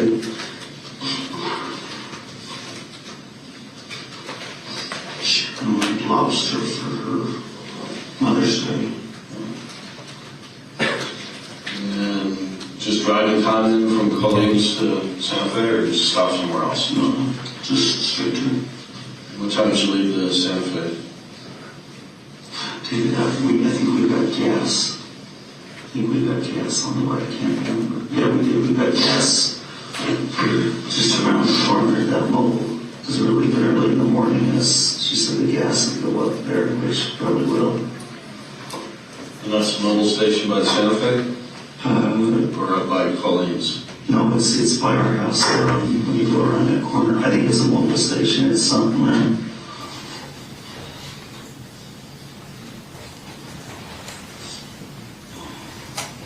And then you went to the charcoal room. What time did you leave there? Just a few minutes before the 911 thing, as long as it took to get there and get in. And maybe a few minutes, because to be honest, I was kind of scared to go in the other room to hit the phone and stuff, so I kind of in and out, looking and trying to see, but I can't hear, so I thought I heard somebody in the other room, but I started to figure it's just my mind getting away with me. Okay.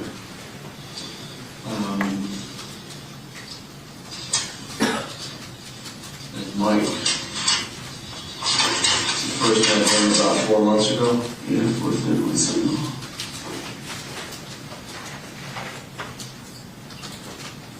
And that was a convenience store on where? Over by where he lives, Santa Fe, and it might have been Terrible's by Wells Fargo. I can't remember for sure. It's just me. And left, and I turned around. I was getting the car washed today. I turned around and seen him walking, so offered him a ride. And when was the last time that you saw Mike? Other than this afternoon, just right before I got home. What time? Did he come over, or? Yeah, he came over. You didn't pick him up? No. How did he get to your house? I thought he rode his bike, but I don't know.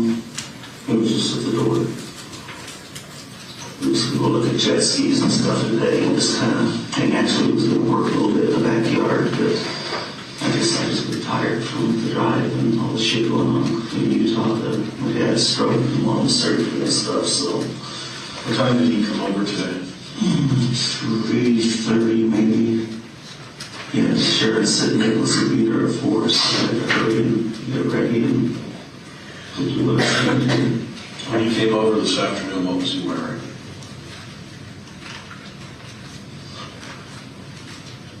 Trying to fix this audio. Might be better just on the right channel. I don't know. He always wears kind of baggy, old beat up clothes. I really don't know. So he comes over around 3:30. Did you guys go to look at jet skis? Yeah. What time did you leave the house? Probably a little after 4. I took a shower and stuff, got ready to go. And where did you go?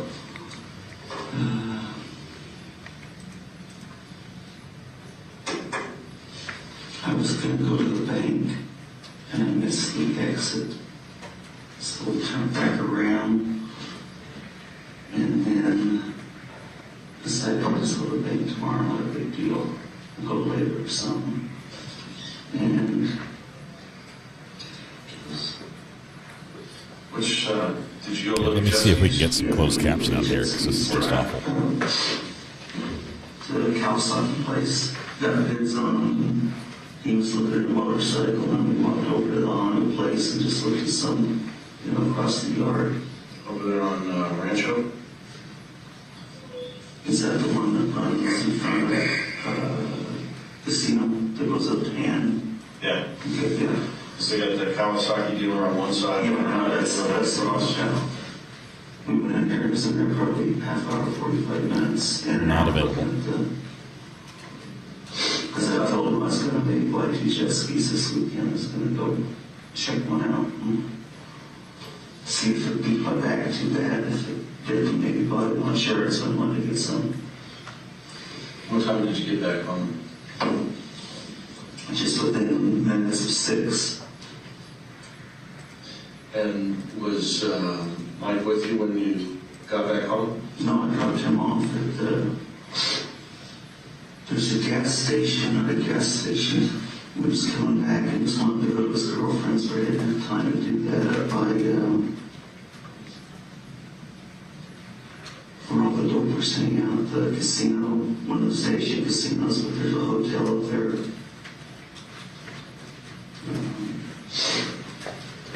Fiesta, Texas. There's the Texas, the Fiesta, and then right across the street is like a budget suite. Okay, yeah, that's where we wanted to go, was up there. He says he could get a ride from there, and I just told him I didn't have time to take him that far. And he said, let's go just catch the bus. There's one over by a car wash. And I just told him and got out, and that was it. I turned around and came home. And I'm assuming he walked over and got it. You know, there's a bus thing over there, so I'm assuming he's not too far from there. It's probably where he went, but I don't know.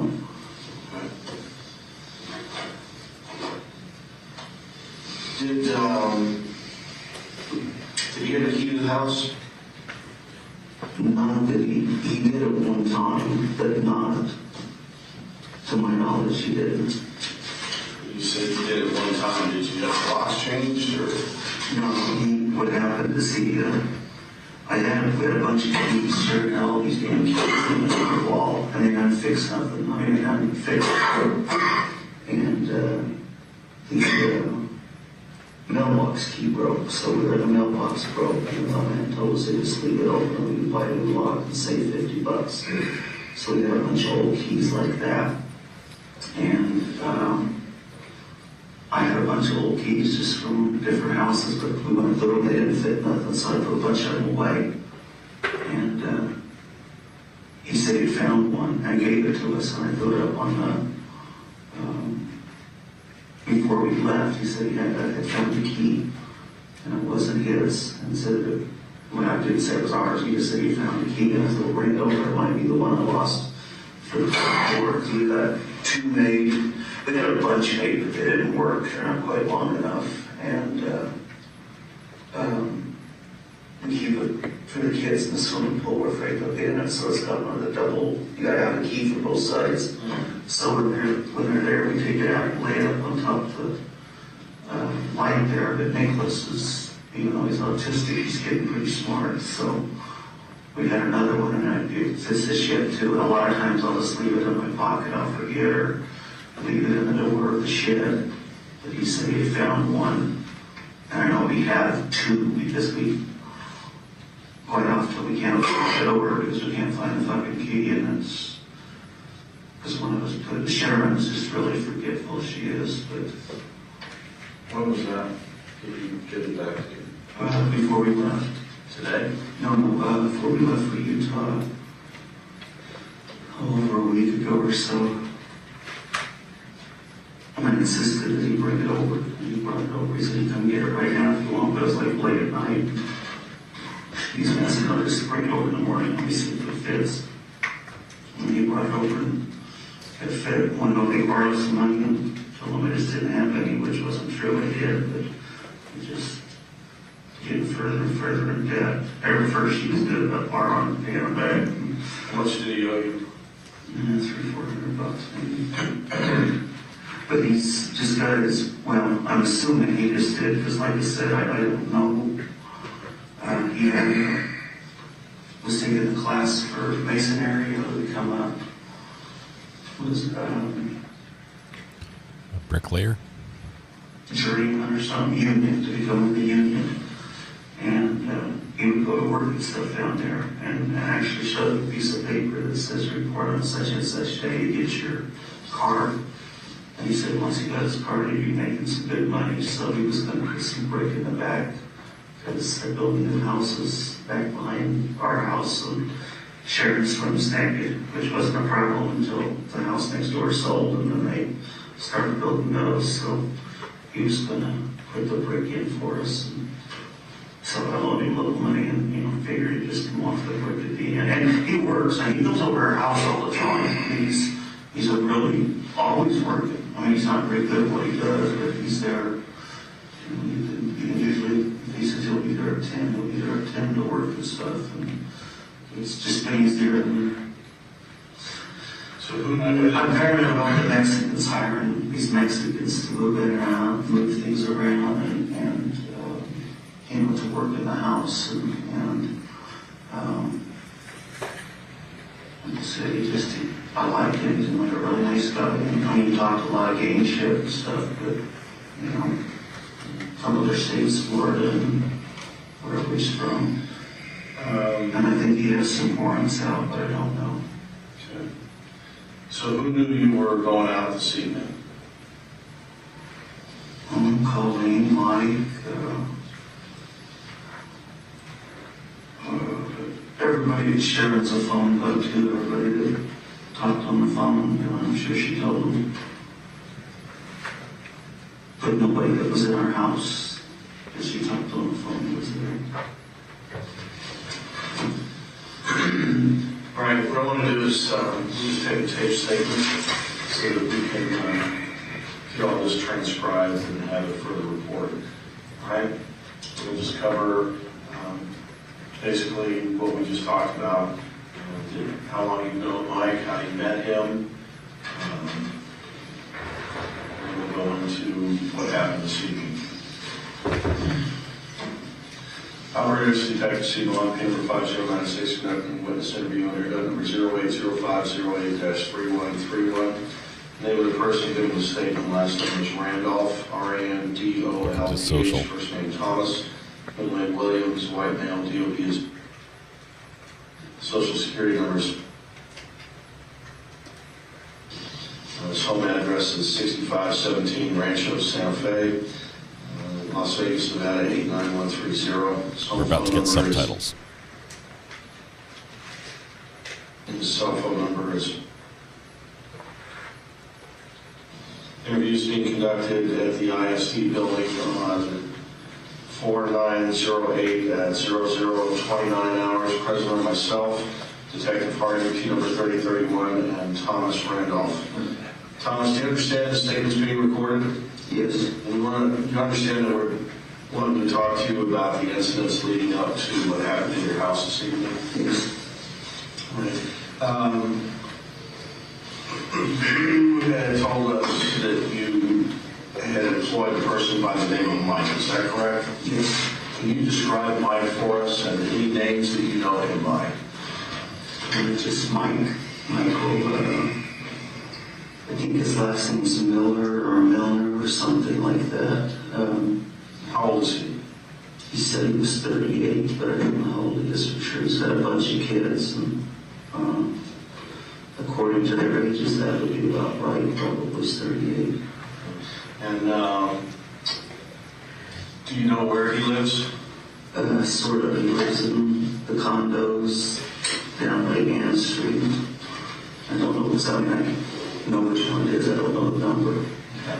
And do you know a phone number that you could reach him by? Yeah, I don't know it by heart. It's on the phone somewhere. It's on the phone everywhere. We talk on the phone 10, 15 times a day. Or no, not that, maybe 5 times a day. Just, the jazz boss on the jazz band, so I owe you $1, that type of thing. Does he have a vehicle that he drives? No. How does he get around? Most of the bicycle, but he borrows his, I think it's his uncle he lives with, their cars once in a great while. I know there's a lot of, he says there's a lot of rift at the house about, getting a job and getting money, and he was talking about moving out or getting kicked out, and they don't let him borrow the cars to get to work, but they just got him not working. Do you know who he lives with? I think it's his aunt and his uncle. And when he did drive a car, what kind of car was he driving?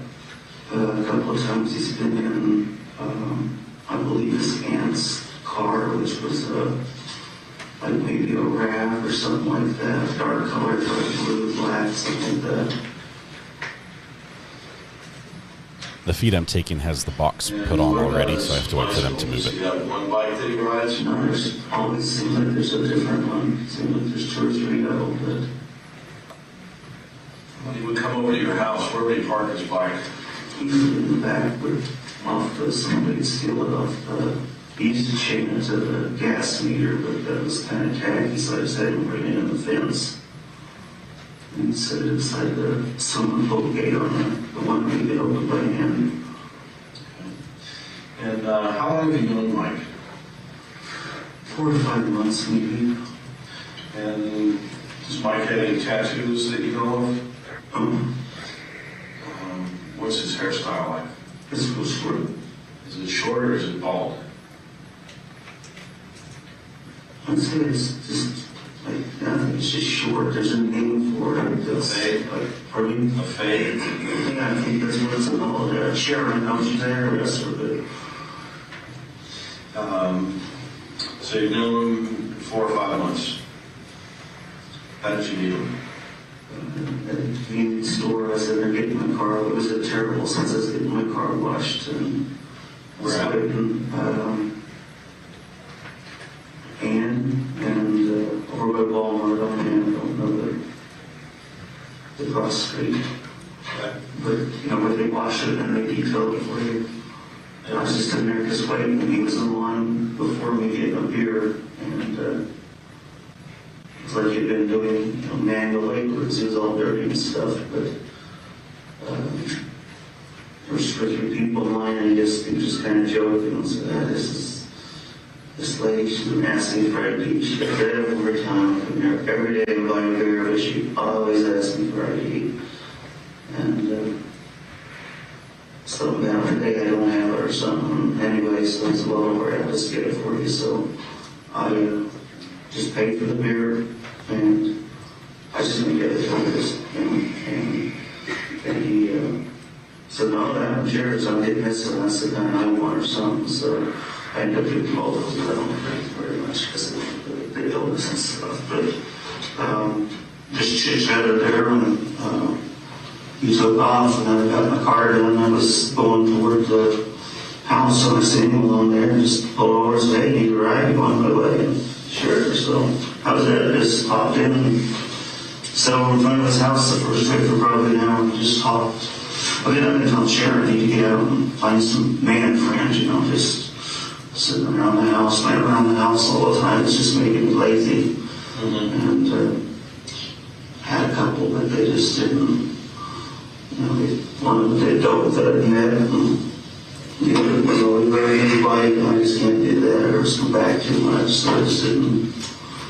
And had a lot. Sharon keeps telling us to meet her old friends that don't interact with her much anymore, but just haven't been any of them that haven't been over, so. And so you just meet Mike at this convenience store, and you start up a conversation, and how does it come that he comes over to your house and starts doing work? He says he does a lot of work. I was asking him what he does, and he says he's working to be a carpenter. He a cement and lay concrete or whatever to be an apprentice. He was going to school, or getting into school for that. He hadn't got in yet, but he just works part time, and they just asked him what do you do, and he's only just do whatever he can to get money because he works. He works with his uncle, so he said, at nights at the airport, cleaning up the airport or something like that. And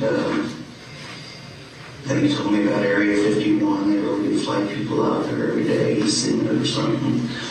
And so do you engage him to come over to the house and do some work for you?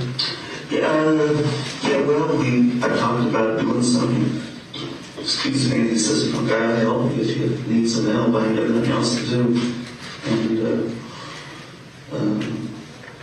I called him and asked him if he really wanted to work. And he said, yeah, he'd come over. And he said he's not good at what he does, but he's a good worker. He works consistently. He's not good at what he does, but he's consistent. So how often does he come over to your house and go to work? A lot. He's also come over a lot just to watch ball games, and he's ate dinner with us 2 or 3 times. He's went over to Collins and done work over there at her house.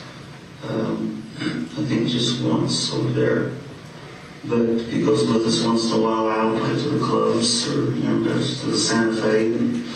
But we sort of was having a problem there. He was like calling every day and wanting to borrow just a couple of bucks. And it just, I told him I just can't keep doing that. So how much money has he borrowed from you since you met him? How much does he owe you?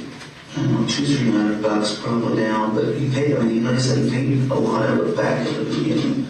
He'd borrow 20 and pay back 20 when he said, and borrow 50 and pay back 40. And then a few things happened. And, what happened?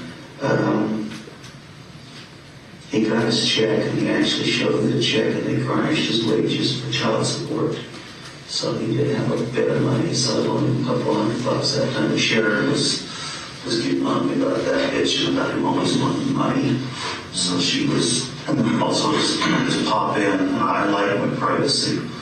I told her, you know, if you call and we don't answer, don't come over, because I'm in bed a lot. I'm sick. I mean, I got this thing, but I also got hepatitis. And then I went to the Channel Lane thing for upper GI, and they gave me some more shit to make me sick. So I've been pretty sick lately. Been in bed a lot, like weeks at a time.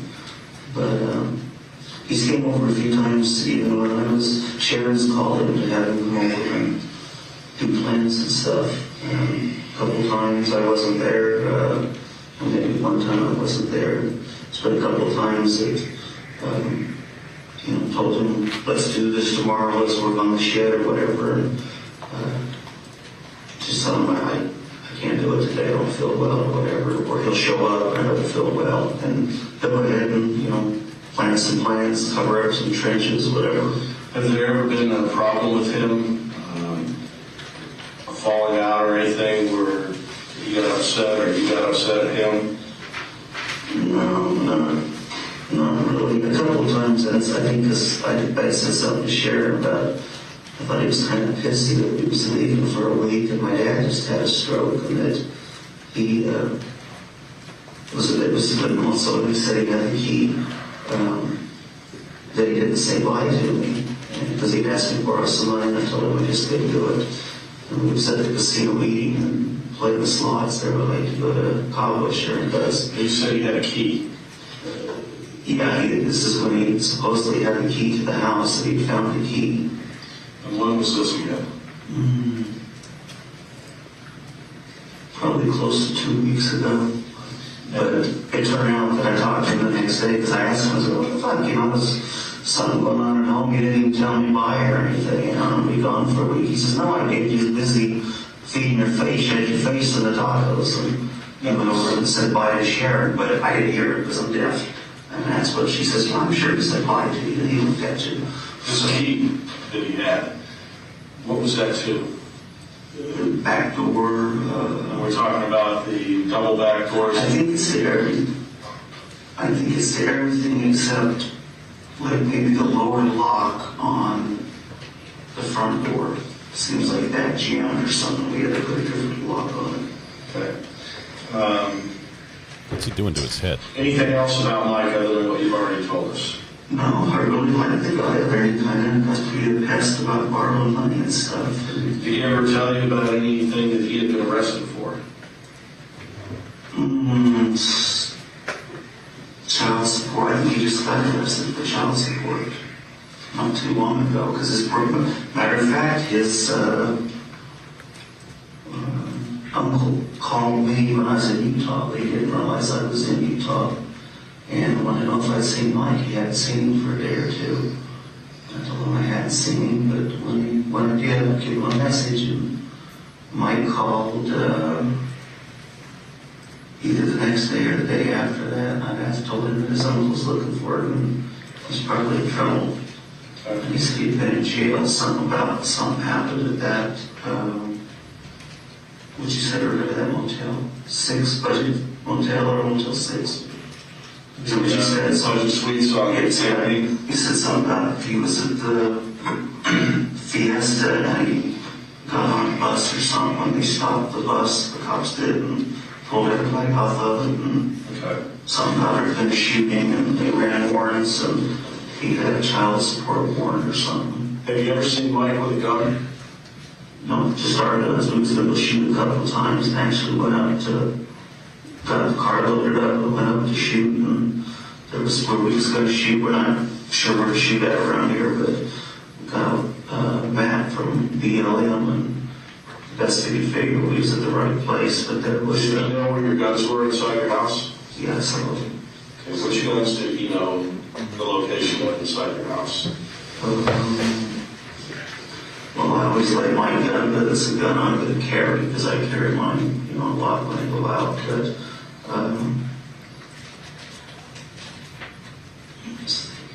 did you know the location of any of the revolvers? Yeah. Which one? The 38 for sure, because he actually, it's a clock, it's a fake clock in the drum room, and it's the paint on it. Sharon went to paint it and take some of the little holes out of the wall. I guess she put it on to paint it, and she's blind in one eye, so she gets hurt. I guess both eyes. She gets a disability, I think, for something to do with her eyes. So you have the 38 was in the clock? Yeah, it's Sharon's. It's a gun, it's like a gun safe clock. But he was talking about, well, I could paint this here and paint this here, and it looks bad, it really does. I don't know if the paint was old or not shaken up, or just didn't get the colors, but you can definitely see two colors of paint. Is that on the wall? It's on the wall. Okay. And that's where the 38 was at. So he knew where that one was? Yeah, well, and just he knew that one because he actually reached up to show me where he had painted, and then pulled off the wall and fell down. So, yeah. Did you know where any of your other guns were kept? One's like mine is up in the attic, just sort of keep everything up in the attic just close, but those are my guns that I just bring back and forth. Mike knew where that was? Yeah. And when you say up in the attic, where at inside the house? It's not in the house, they're in the garage. There's I put flooring in the garage and we store stuff in there. There's just between Sharon and I, we got too much stuff in all of our houses to put in one, so these guns are up in the attic? Yeah. There's a couple of little access door up there? Yeah. Did you know where any other guns were inside your house? I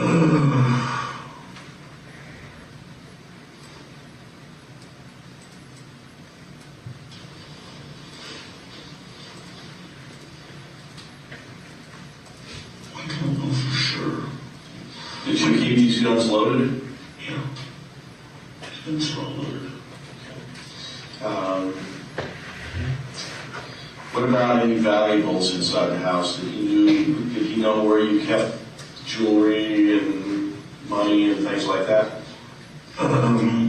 As far as I know, you don't really go in our bedroom, but I trusted the guy. I trusted him explicitly, or did,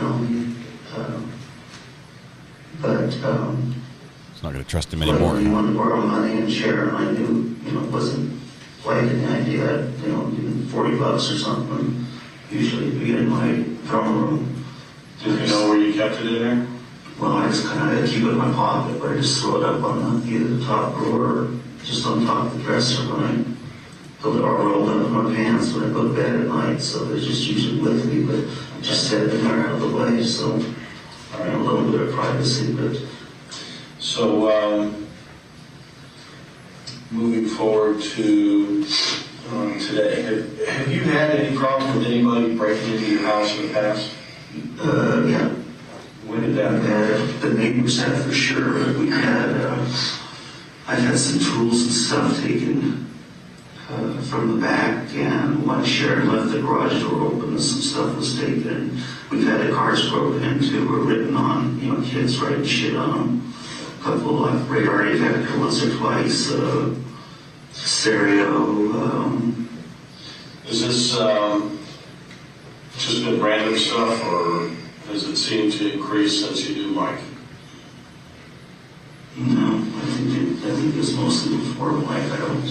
Okay. Well, some hand tools I miss, and I just can't find them. And I swear, I told Sharon, I know the Mexicans took them up as helping me unload stuff, but she said, know where they put them. You drive them there and pick them up, and that makes sense. And but I look for them, and I put stuff places and then forget where to put them. Just today. Did Mike come over today? Yes. About what time? 3:30-ish. And the reason why he came over was what? he was actually going to finish putting trim on the attic, the porch on the back. It was leaking. Tore it off and put some shingles on. I couldn't lift it or anything. I kind of supervised him while he did it. So what time did he come over? About 3:30 today. But I talked to him a couple of times in the morning and just told him I'm not getting up. First night I've slept in days. So he gets over there about 3:30. How did he get there? I don't know for sure. I assumed he rode his bike, but I didn't see his bike. I didn't answer the door. I sure did. So he came inside, and did you guys go somewhere? Yeah. Where'd you go? I was going to go to the bank, and I missed we started bullshitting and talking about the chick he was with last night, his girlfriend, and started talking about his girlfriend. I wasn't paying attention, and I just plain missed the road that I should have went to. And so where did you guys end up going? I took the exit that goes by the hospital, and I should have took the one that goes, the one before it, I think. So we just kind of drove around a circle there, and then Sharon already told us if we don't get going, I'm not going to see we're going to be late. So I'm going to go. He wanted to go somewhere. He wanted me to take him to the Texas and stuff up by his girlfriend's. Did you go to jet ski dealer? Yes, went to the jet skis because that's what I told him. I'm taking some money out of the bank and just looking to buy jet skis. Where did you go? Went to the Kawasaki place, and he looked at a black motorcycle. And this is the one down on Rancho? Yeah. And how long were you there? Probably 45 minutes. I finally said we got to go. We're going to be late. So. What time do you think you left there? 15 to 6 maybe.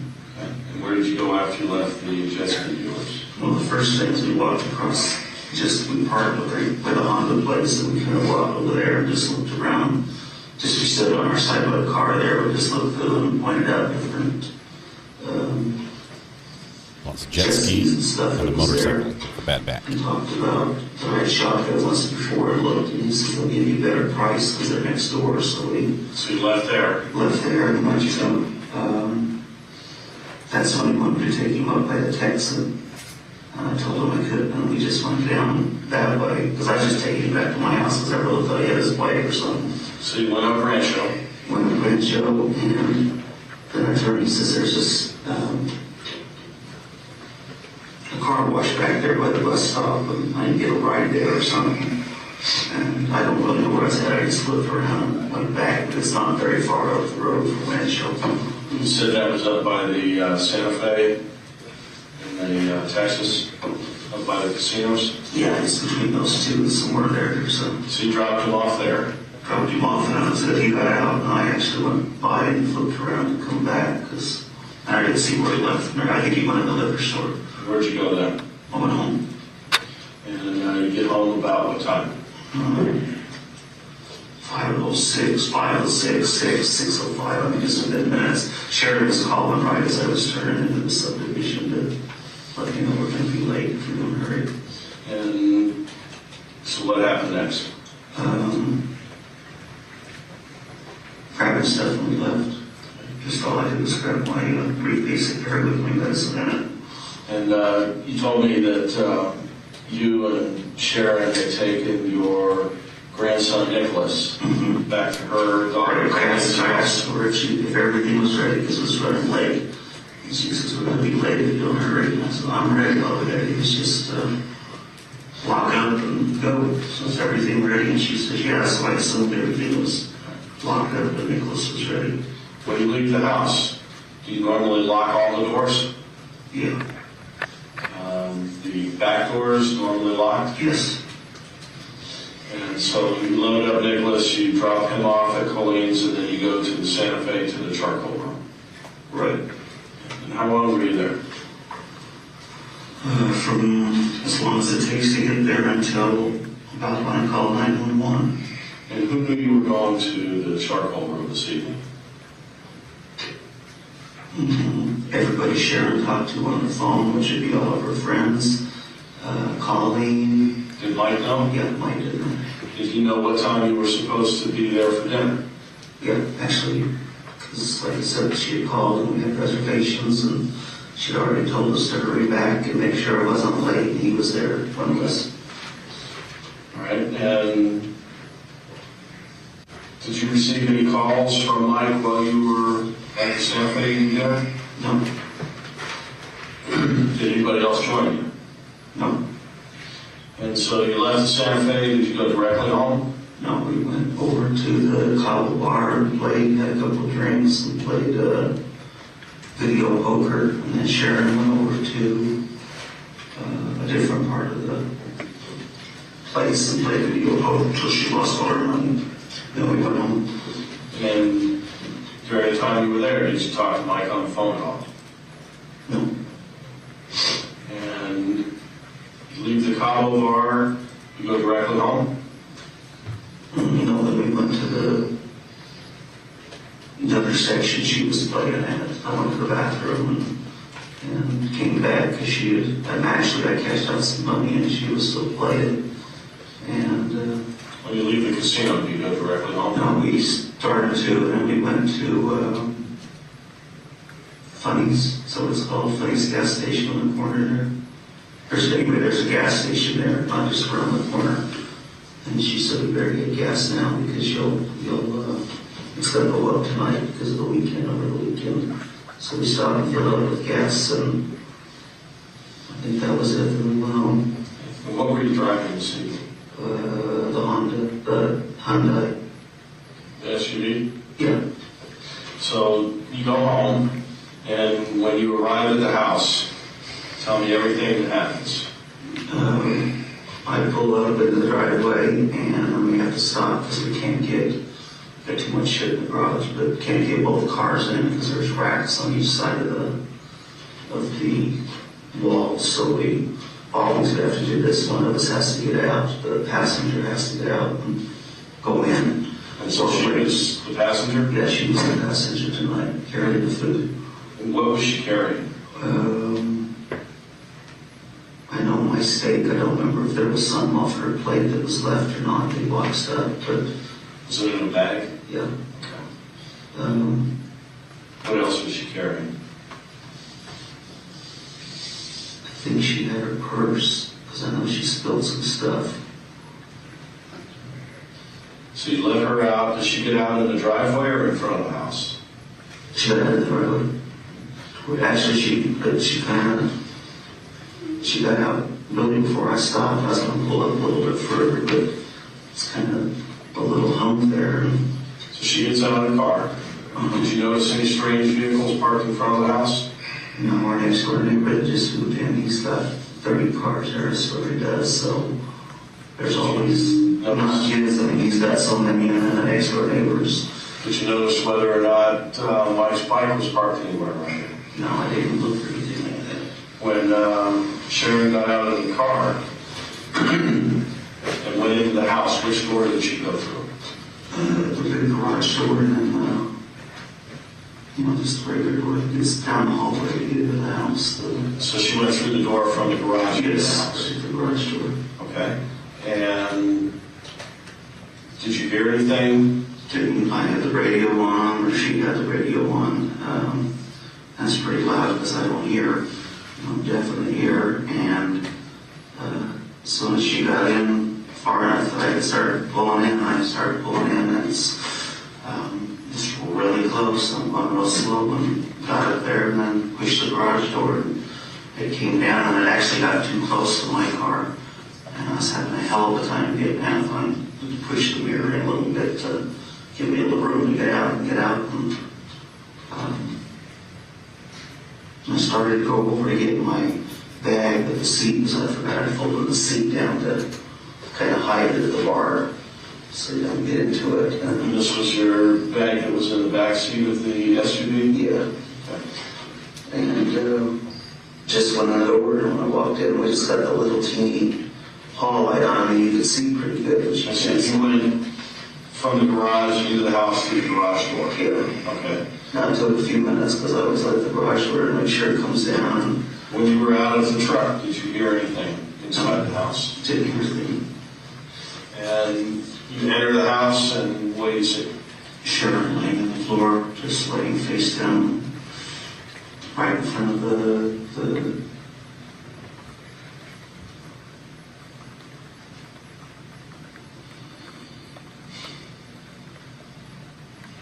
Here come the tears.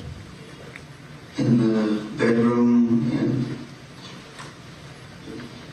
right in front of the bathroom, and we call it the music room, my drum room. Okay. She's just laying face down, not moving.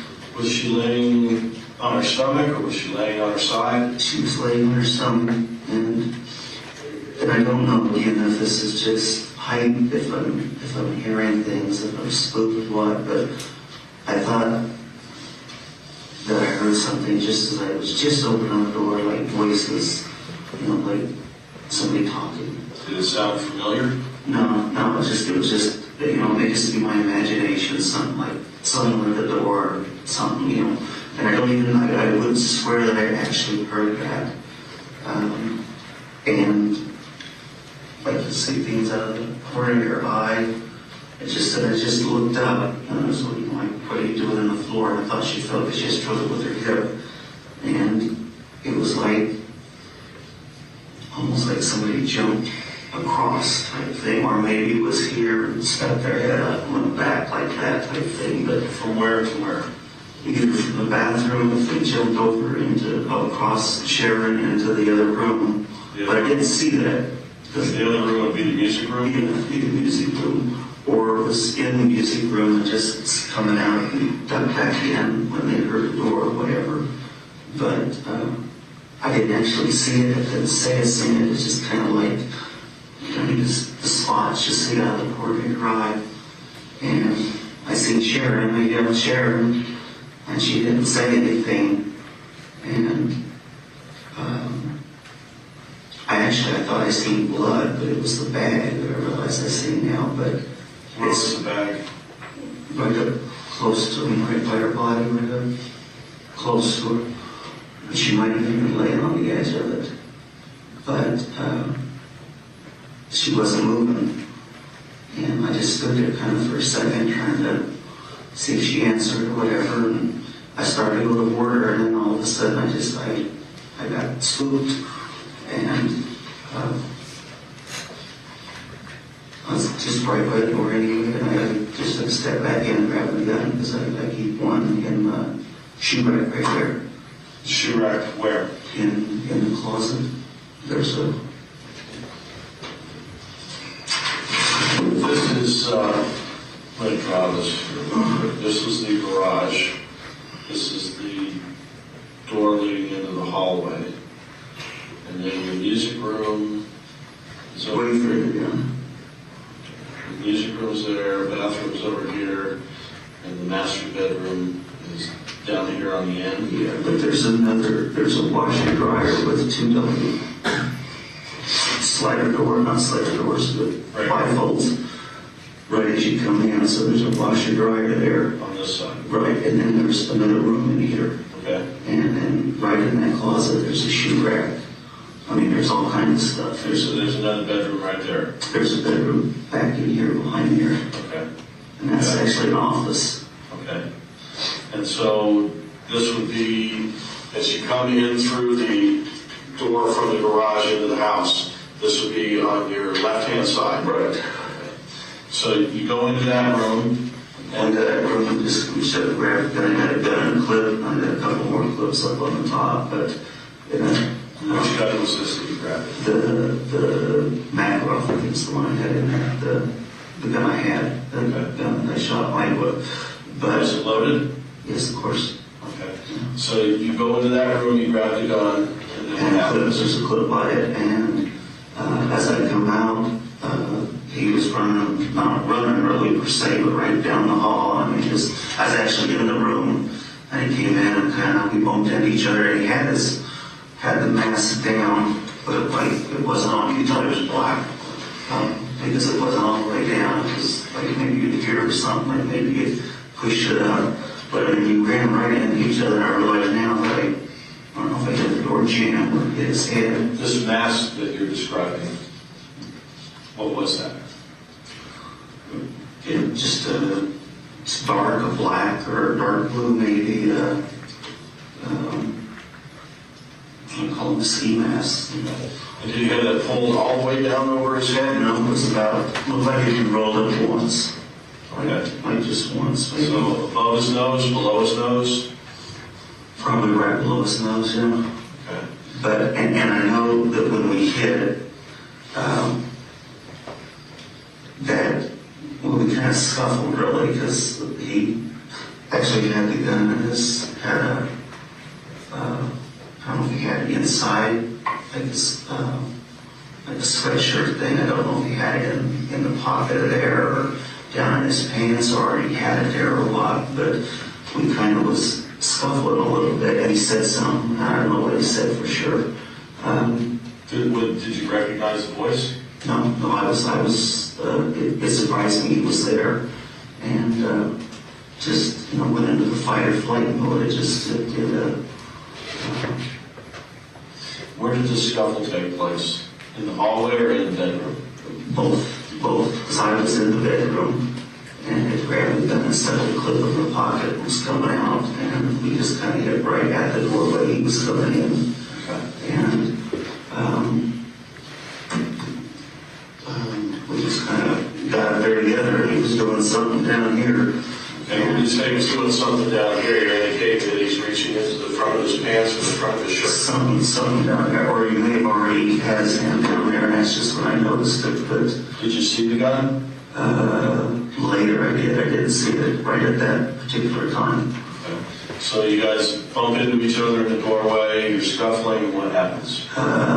We just kind of bumped, and he was kind of, I don't know if he was fighting really, but I was just kind of trying to get some space because he kind of surprised me, but I just kind of trying to push back and pulling the gun down because I had it beside me because I was going to look around the corner and see what was going on. Which hand did you have your gun in? Right hand. So I grabbed the gun at the same time, but the clip just like a motion set the clip in my back pocket so it was clear. And so you was clearing space from him? Clearing space from him, and just a few inches of I shot him. I mean, I started shooting just as soon as I had a little bit of room. And one of those, he went back, he turned around, and that's when I did see that he had a gun in his hand. It turned out to be the revolver, but I didn't know for sure what it was. But which gun did he have? I don't know. You said it was a revolver? Yes, a revolver. Which hand did he have it in? Welcome, Pammy. I think it was his right one. Okay. I think it was his right one. And so how many times did you fire in that? I don't know, as many as I could, just as many as I could. And he turns around, and what happens then? Goes to the door. I know I shot toward as he was going out to, and I went right with him to see where he was going, and went out there, and then he. Okay. When you say the door, are you talking about the door leading into the garage? He was going for that, going out the garage. Did you fire again in this hallway? Yeah, I believe so.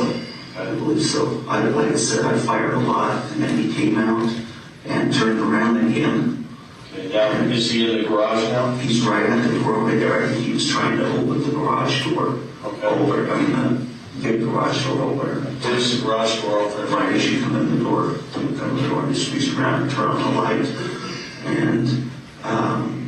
And when he turned around and faced you again, did he still have the gun? Don't notice. I just kept shooting. That's just all there was to it. I shot. And then he fell down. There was all kinds of shit there. There was a couple of bags. But I think he had those in the car. Like changing clothes because he was going to his girlfriend's house or something. He had said, and I think he had, they were Walmart bags. And earlier he had them, and I think that he had them. Walmart. I think those was, I know those was there too, but I don't know if it's the same bags he had earlier. And there was cloth bag that is my stuff. It's the bag's mine, or Sharon's, I don't know. And it had just about an inch shit in it. Because the dispatcher told me to look at the gun and make sure it was away from him. And while he was in here, I was in there, I was standing over him. You're talking about in the garage? In the garage. And heard a noise. I had already turned around to go back to look Sharon. I started to, and I heard a noise, and I just assumed it was him. It was loud. And I turned around and shot it again once or twice. And he was laying there. He wasn't even going anywhere. And I shot him again. But it was the fire extinguisher had fallen off the refrigerator. And I just remember hearing the noise. Then when I went out to look for the gun, when the dispatcher said, you got it, you know, I told him what was wrong with my wife and that there was a lot of blood and stuff, and she's hurt bad, and the guy in the garage, and I asked about that, and I told him to say, you know, just with my wife, and let me just back you up just a little bit, okay? You hear the noise in the garage, which ultimately you realize is a fire extinguisher. I'm assuming that's what it was, yeah, because it was laying on the ground. And you fired how many more times? I think just once more, because once or twice maybe. Okay. And it was just more like, just heard that noise, and I'm imagining the TV thing, you know, where the last time they get that last breath out, shoot you. Did you take anything off of this guy while he's laying on the ground in the garage? Did you take the mask off? No, the mask was laying by him. I went through the bag looking for the gun, because I didn't see the gun, because it turned out he was, you know, I guess it was up in his pants or underneath him anyway. He'd fallen on it. And because whoever was on the phone told me to get the gun and make sure it was away from him. And I just remember... After, let me just back up here a little bit, okay? You hear the noise in the garage, which eventually you think is the fire extinguisher. Yes. You fired a couple more times. I think I just fired once more. What did you do after you fired a couple more times at him? Went in and checked on Sharon. Okay. Well, I slid the rug up under the door so the door would be open so I could see him, because I still was, when it wasn't going on, I wasn't going to check on him, I wanted to check on Sharon. So you go up and you check on Sharon? I tried to roll her over, I tried to talk to her. I bent down, and that's when there was the gun was there, because I bent down on it. It was laying somewhere in that vicinity. And near Sharon? Near Sharon, yeah. I was actually pretty close to her because my knee was on it. That's what, or my knee or my ankle or something touched on it. It was uncomfortable when I bent down. And when I looked over and I seen the gun, I thought, okay, I won't get shot by this either. And I don't remember. Was the gun in the hallway, or was it in the bathroom or the music room? It was on this side. I don't think it was in the music room, but I think it was like just almost in the music room. In the hallway? Yeah, in the hallway. Okay. But I did see it. It was, I may have just been there, just not looked good, because I was looking first at the red stuff, because I thought that was blood from the distance. And when I got up and could really see the blood, it was bad. And tried to talk to her to see if she'd respond. And I went and called and found the phone. What did you do with the gun? When I first picked it up, I was checking to see if it was cocked again. And I don't know why, but I seen a little thing on the side, and I was thinking, that'll make the clip fly. I just said, I know guns. But I pushed that, and thinking that was like a safety thing, and the cylinder started to roll, so I was supposed to back up and toss it over there. Just over in the room, away from me, further down, so that... Into the music room? Yeah. Okay. Not very far, but, just out of the way. Okay. And called and went and found the phone. And again, it's a little kind of spooky, kind of... Where was the phone? The phone I got out of the living room, with the big screen TV. I think that's the phone I got. Were there any other lights on in the house? Yeah, we got lights that come on with timers and stuff, and I didn't notice I was just hurrying. I didn't notice if there was any other lights that shouldn't have been on that was on, or. Did you notice whether the back door was open or closed? I didn't even look. I grabbed the phone and called 911, and it didn't work. And I thought, what a great time for Vonage to go out, because we had a lot of trouble with the phone. And called them again, called 2 or 3 times, and the first time it didn't work. Second time I think it was busy. And then I finally got a hold of somebody. They told me to settle down, and asked me what happened. And then they got confused, and then somebody else came on, and I think it was a paramedic or something medical, and said we need to start rescue the CPR on your wife. And I told him that I didn't think she was alive. I told him I didn't think she was alive. She was shot bad, and just coming from the blood, you could tell. And he says to start not the CPR, but just the chest thrust, and asked him what position she was in. I told him, I told him face down, but I knew you'd have to roll her over. And told me to roll her over, and I started to do this, and then I got nervous again about the rest of the house might be down there, and I didn't know it might get him necessarily, just nervous that he was down there still. And I said, I'm kind of scared if the other guy gets up or something. And the guy says, go check and go get the gun, go something, and told me to find the other gun and get away from him. Is that what you did? Yeah, the bags was kind of in the way there, and Where were the bags? Right here and over on this side, maybe a little. The mask was right there close to it too. Okay, so we're talking about in the garage now. Yeah. Okay, so you go into the garage, and where's this guy laying again? Right about there. Okay, and we're indicating just outside the door that led into the house. Yeah. And where were the bags? Right as you come in. There was one, I think both plastic ones here, and I threw one of them over here after I looked through it, or just, in the garage? Yeah. Okay, so you're indicating to the left and right of the door. Right. All right. And then the mask was over here somewhere, and it was just laying right by him, like it fell off when he fell down or whatever. And did you see his face then? No, I noticed I couldn't see his face, but I could tell from his because his face was down. Okay. But And where was the gun?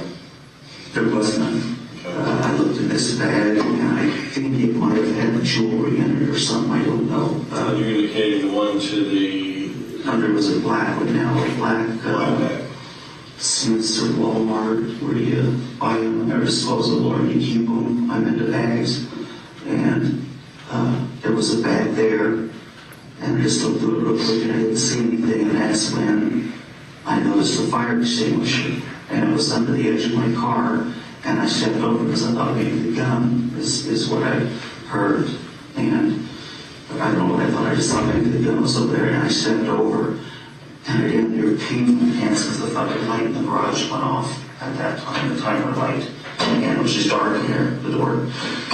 And are you still on the phone with the 911 operator?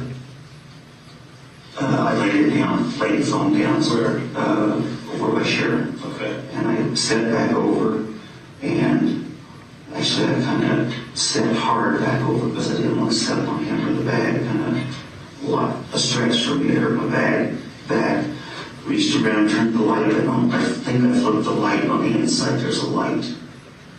Anyway, I flipped one of the 2 lights back on in the garage, and kind of pushed him over. And I think I pushed him a little with my foot, and then kind of lifted him with my arm. And he kind of just went like that. And I could feel around there, and I threw the gun down there, and I picked it up. Where was the gun? Underneath. I don't know if it was in his pant legs. I mean, in his pant waist. I think he has a pocket there. Because it seems like when I reached in there, my hand had went in a pocket. You're indicating the pocket like in the front of the shirt? Or maybe, you got The ones that go all the way through like football players use. Like a sweatshirt? Yeah, a sweatshirt. He always wears a sweatshirt. But I don't know if it went all the way through it. It was just a pocket. But I remember I kind of got my hand caught in there and didn't like the idea of my hand being held. And so you pulled the gun out? Well, I didn't have the gun. It wasn't the pocket. When I pulled it back over there, I could see the edge of the gun. I just pulled it up. I don't know if it was in his pants or what. I just grabbed the handle and pulled it out. And which gun was that? It's just a revolver again. Did it have like a grip extension or something on it, a silver piece that attaches to the grip? I didn't notice that. I just threw it in there.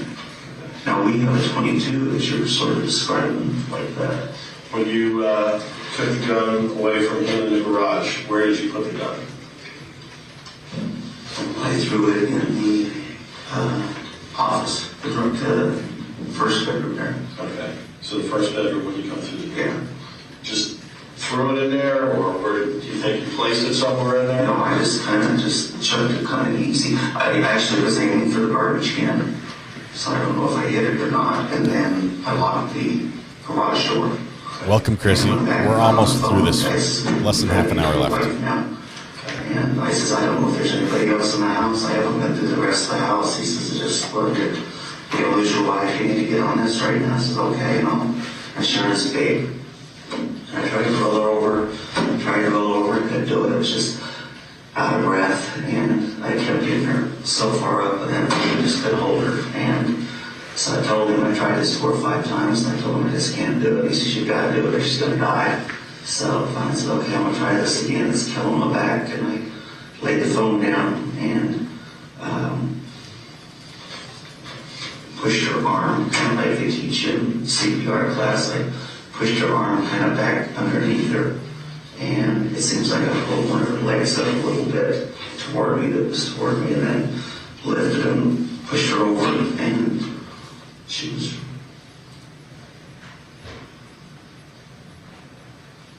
Did you do the chest compressions?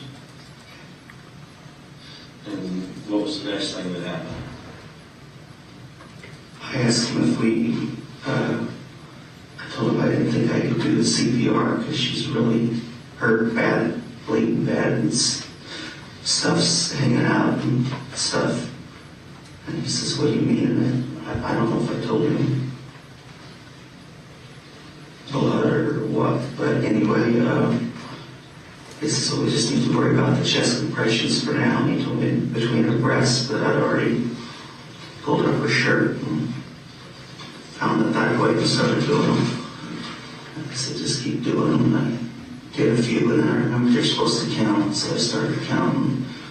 I did 10, 15 or so, and then checked for a pulse, and there wasn't anything. And he says, keep doing them. And I started to check for a pulse at? Across her body on this side of her neck. So you check her neck for a pulse? Yeah. Here, it was on this side. You're indicating on the left side? Yeah, she was laying face up the left side. So what's the next thing that happened? I started doing more. I said, I can't get a pulse. And he says, keep doing it. It doesn't matter. Keep doing the compressions. And I started doing them again. And then he said, the police or the paramedics or help is here to open the front door. And it took a long time to open the front door. And that, I am thinking that when I opened it, unlocked it, it didn't unlock. And I know that I flipped the emergency, the thing to make sure the kids aren't out, the little alarm. And it always is on. And I swear that I undid it, and I undid the locks, and then when I opened the door and they wouldn't open, it was like I locked them and turned on the alarm instead of unlocking them, like they might have already been unlocked. Okay. And what did you do with your gun? Stuck it in my back pocket, or else in the back of my belt. I can't remember. It was somewhere back here. And when I opened the door, there was just cops everywhere telling me to put my hands up, lay down, come out, whatever. And I reached back in and flipped on the light so they could see better. and came out and took me away. And I tried to tell them what was going on, but they just kept on going, and they couldn't get in the house. They couldn't get in the house, and I told them how to open the garage. They told them I'd go in and open the garage, whatever they wanted to do, but they took me way down. It took them forever to go in there. I'll bet you it was 30 minutes before they got in the house. And backing up just a little bit, when you were in the first bedroom there and you were struggling with the person that you say is Mike, what is the reason that you fired?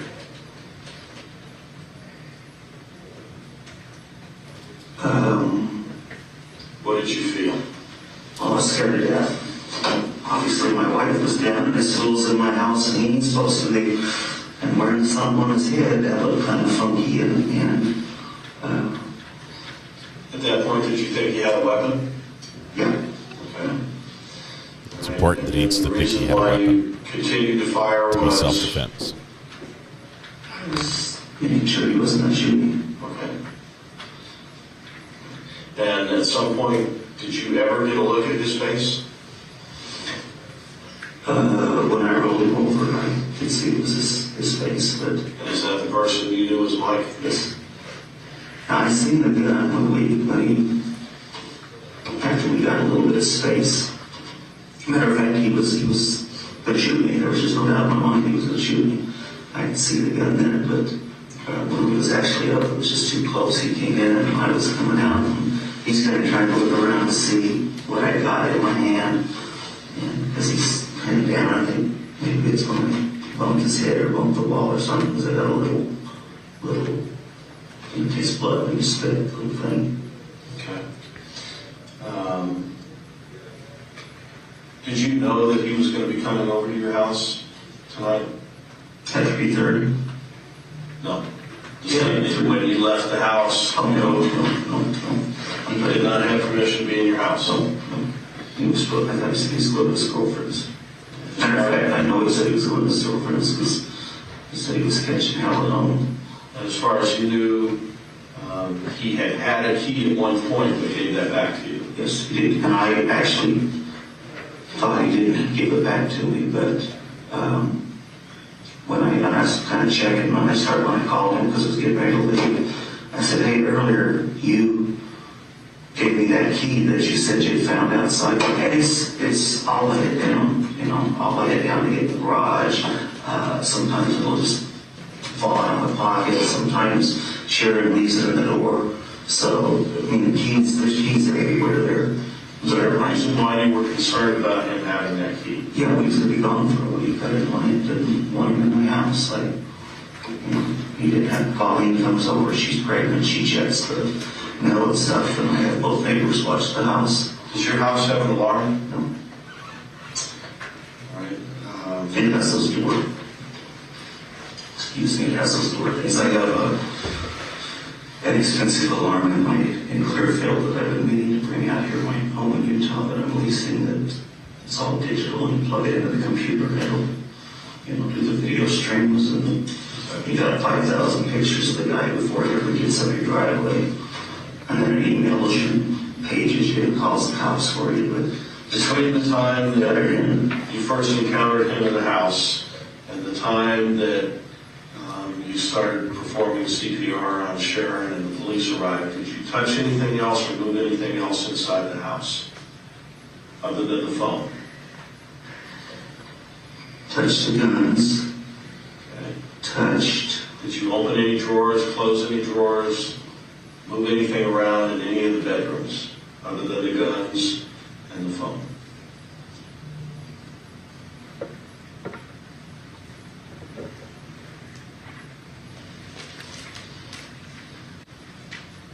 I would have went in the closet to get the pistol, but that's in the bedroom. And it's just there's a bunch of shoes there. There's one that there's a little bit of space, and I keep that in a clip right there together.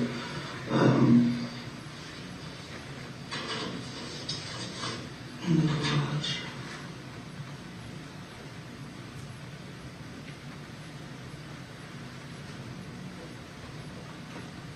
think I might have went to the truck to see if their phone was in there, if Sharon's cell phone was in there, because she had it out just before that, because she stole stuff out of the purse or something, or I don't know if it rang or what was going on, but I started to go out there and then I just ran back in and went to got the other cell phone. I may have had the cell phone and was going on because I hadn't got it yet. No, I don't think I touched anything else. Okay. And when you shot the suspect in the garage, where were you standing? Were you in the garage?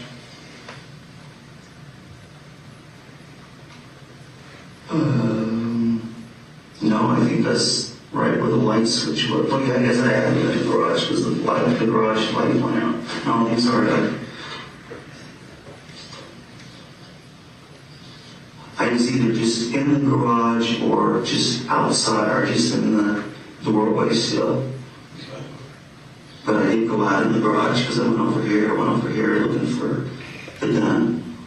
Okay, so you moved around inside the garage? Yeah, and as I said, and the lights went off, and that just scared the shit out of me because I thought there was somebody else there at the house, and I turned the lights off so I couldn't see them, and then I really started to get freaked. Take the party.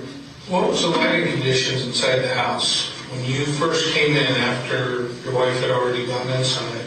It's pretty clear. I mean, it's dark, but you can see, okay, there's one, I think it might be orange or reddish, like a colored bulb, maybe 25 water that we leave on the nights. I can't sleep at night, just my back kills me, so I wander around the house. But from the garage door inside the house, you could tell that was your wife that was down in the hallway? Oh yeah, absolutely. Okay. And at the point you saw her down on the ground, you hadn't seen anybody else at that point? No, other than just kind of like I get those all the time anyway, because my doctor calls them floaties. Okay. How long after that was the first time you saw Mike? Just within 30 seconds. I said, Sharon. Oh, fuck it. Just immediately went into I stepped up, maybe went 2 steps and just came back, and right there was that doorway. It was open, and just reached in and grabbed the gun. It was just right there inside the hallway. How many guns do you have? I had quite a few, but not that are accessible. They're hidden, put away so they don't get stolen. I change them around as we need them. The gun that you used, do you recall what caliber or which gun that was? It's a Makarov 9mm. It's not the standard 9. It's the Russian 9. Okay. And in that first room, as you come from the garage into the house, that first room on the left, I'll call it your office, not your music room, there's a larger revolver there. Do you recall that gun? Is that your gun? There's a what? I'm sorry. There's a revolver. I'm sorry, there's a revolver inside that first room. There is? Are you asking? I'm asking. Well, I'll tell you that as you, this is the hallway, this is the first room on the left, and this is the garage up here. As you come in from the garage, and you come into here, there's a desk here, and your computer's right there. Sitting on some clothes or something is a revolver right here. Do you know anything about that? Was it on the desk? I threw it over there. I threw that over there. That's the gun I took off him. But I was aiming for the garbage can, which sits right. Okay. So I don't know if I missed it, hit the clothes, or missed it, hit the desk, or what. Okay. And then in the music room, there's another revolver. That's the one that was right by Sharon. When I went down on my knees, I could feel it. And that's the one I picked up. And I got a little 22 mag, and when you put it on safety, you turn the cylinder just a touch, and there's a little groove. There's a groove that cocks it when you turn it, but there's a little groove that if you turn it, that put it on safety. And when I got the gun, I pushed a little thingy on the side, and I swear when I did, I was expecting the clip to fall out, because I don't do revolvers. And instead, the cylinders, what they call them, the cylinder, I could tell it was starting to come out, so I just pushed it back up. But I originally was going to just put it on safety and move it over there. But I just threw it over there. I mean, I didn't throw it. It couldn't be more than a couple of feet from the door, because I just kind of turned around and laid it there. Okay. The one that you took off of him, do you recognize that as one of your guns? I didn't know. If you're saying there's a trigger, you said If you look at the grip on the gun, it looks like this, right? On the gun's right here. There's a, I think they call them grip extensions, and it looks something like that, and it's silver. Is it metal? Yes. Okay, that's probably our 22. Probably sure it's 22. I didn't notice that, but no. I mean, there's a gun like it's really heavy. I mean, heavy. It's as heavy as a 38 if it's the one that we're talking about. But it's not rubber or anything. It's not like one of those packfire grips. Right. It's just a metal insert that goes. Yeah, she said her uncle had funny hands or something, and he had that put on there because he couldn't hold it or something. I guess that's where she got it, was her uncle. Okay, and then the gun that's in the music room, do you recognize that to be one of your guns? I didn't look at it. And that's the one that was near Sharon? Yeah. Okay. All the guns that you have, any of them registered? I don't know if hers are or not. I assume, well, she had a little blue card I found once. Okay. That was there. What about your Makarov? Is that registered? No, just brought it back from Utah. Okay. What do you mean registered? I got a concealed weapons permit. Locally you do? No, I got it from Utah. Okay. And in November they said they were reciprocal, so you didn't have to go through the gun permit thing no more. Okay, but with Metro, did you have any of these guns registered where you would have had to take them down to a substation? They would have given you a blue card. No, that's what I thought the gun permit thing was. Okay. I have the forms, I paid the money, got it filled out, got all the guns listed on the form, and even called and they told me to come early in the morning. And then the lady said something about you didn't need to do that they had changed the law or was going to change the law. So I looked it up on the internet, and it said in October or November, the legislature had changed the law that it was reciprocal with Utah. Okay. So I have a Utah gun permit, so I didn't need to anymore. Okay. How close were you to Mike when he fired? I don't know that he fired. When you fired? Me to you, probably either one of you. And just as soon as I could get enough distance I mean, he was right up in my face, like he was reaching, trying to. I thought he was trying to get my gun, but it was. So you're indicating about 3 feet? Yeah, a feet and a half. But we was close. I could have hit him just as easy, but I don't fight. I got this bad back neck thing, and I swing at you, and I might just be standing there still swinging at you tomorrow. Mm-hmm. So. And this was in the house still? Yeah, right around that bedroom door. Did you fire any shots in the garage? Yeah, no. And has Mike ever been to your house by himself? I think once. You mean where we was there and left him alone? Mm-hmm. Yeah, I left him alone, like to run down to the store or something. He's working in the yard or something. Has there ever been a time that you told Mike, go to my house, I'll meet you there? Or has there ever been a time that you've shown up at home and Mike's been there and you weren't aware of it? That he was there? Yeah, on both situations. Okay. Once we was gonna do some planting or something, and I called and he said he was on his way and he was there closer than I was, so I told him just to go around and sit down. He parks his bike in the back by the side gate. We don't have a lock on it. Most of the kids are there. And and he puts his bike there off the street so nobody will steal it. And it's making me tired. And sue us. And another time, and I told him then just to go in and sit in the back, and I'd be there for a minute, and it was just I mean, matter of minutes. And then another time, I can't remember if he was on the front porch or the back porch, but me and Sharon was both there, and when we pulled up, he was there. And didn't think much of it, he just said he was coming over. But he wasn't inside your house? He was outside, he wasn't in the house, no. He was outside both times. And we had a swing outside. I don't think it's under the deck, under the porch now, I think it's moved.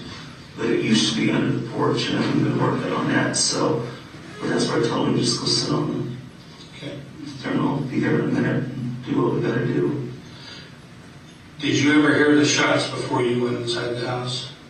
Did you ever hear any shots? I didn't hear anything, but I'm really deaf. Okay. What was the first thing you thought when you saw Sharon laying down? I thought she'd fallen. Okay. When did you realize that there might be somebody in the house?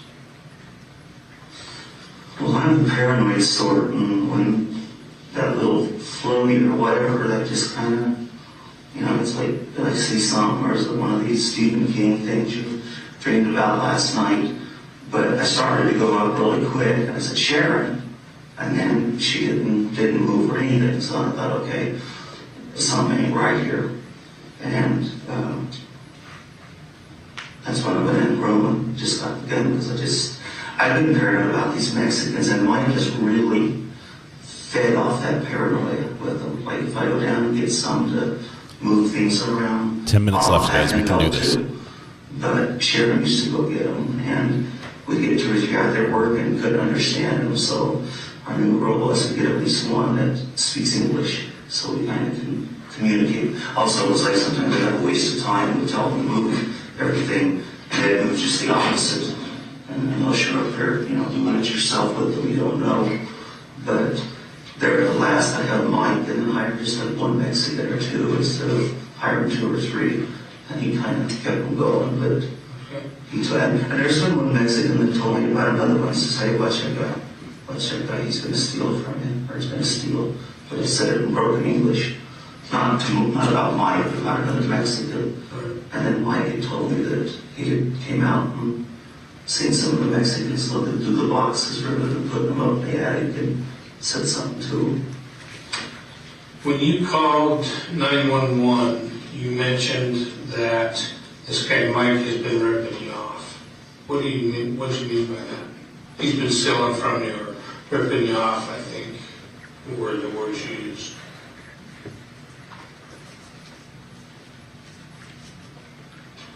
I don't remember that.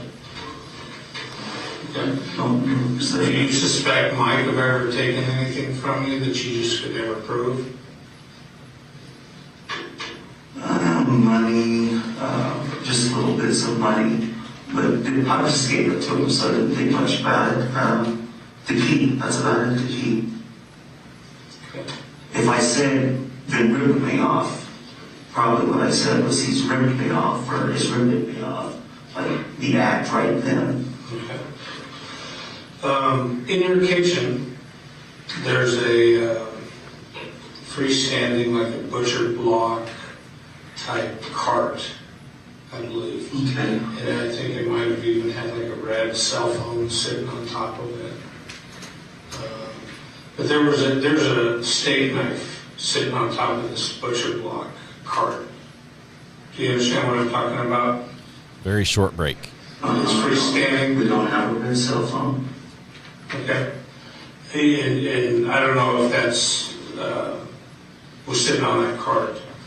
But on this cart is a steak knife sitting out. Should have been. We were careful about the knives because Thomas, our 2-year-old, that's why the guns that went up higher. He crawls and climbs down. Matter of fact, he can open almost all the doors. Like my drum room, I keep them locked because I made the mistake of letting him play the drums. So it's play drums. He screams and yells. He's pretty good. Actually, we can beat for 2. But I lock it when he's there just to make sure, because also my medicine and when I come home, I take off my gun and just lay it there, whatever gun I'm wearing that day. Did you have any phone conversation with Mike today? Oh, I talked to him 2 or 3 times today. From your cell phone to his cell phone?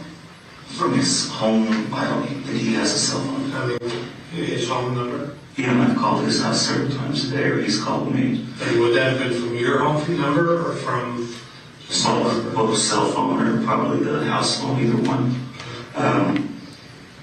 He was going to help me finish put up the trim. We're going to go get mine because my dad had a stroke and my mom had this gallbladder that ruptured or whatever that damn near killed her, and he had to do an emergency real quick while my dad was really weird. She got his room as they was moving him to the nursing home because he couldn't do their rehab program, not strong enough yet. But told him we had to get that done today. It was the last day that was going to have a chance to finish. I wanted to put the trim around the deck, not the deck, the awning, so that the water and stuff couldn't get to it. It looked a little bit better for the kids, but we went and bought some trim. That was today? No, last time I was with him, we went and bought some trim. I think he was with me, but he was by myself, I don't know. But that's what we do, is just kind of ride around and talk. And when he calls your number, is there a name that pops up on the caller ID? I don't think so. It's just his number. But I mean, I know his number because I got it on my phones. But I don't think it says a number of a name or anything. Okay. And did Mike know you guys were going to dinner tonight? Yeah. He knew what your plans were.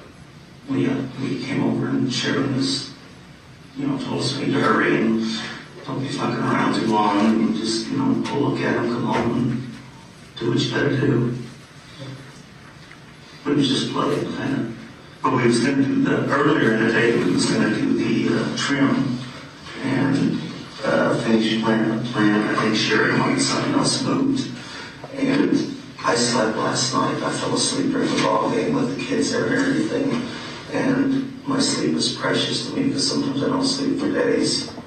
And I fell asleep, and coming home from Utah, I couldn't drive. I started driving, just nodding off, and Sharon drove, which is bad because she's got bad eyes, but she drove other than twice for maybe 20, 30 minutes. She drove the whole way, but I just kept nodding off. I couldn't stay awake for whatever reason, and I think it's probably all the stress, then from my dad and my mom and stuff, but got home and didn't sleep that night, but then the next, I don't think I slept the next night, but then last night, like I said, and today I was so tired, I slept so good, and he called and said, "You're going to start work." I think I called him first and said, "Don't bother coming at such and such time because she's going to cut this lady's hair she forgot about."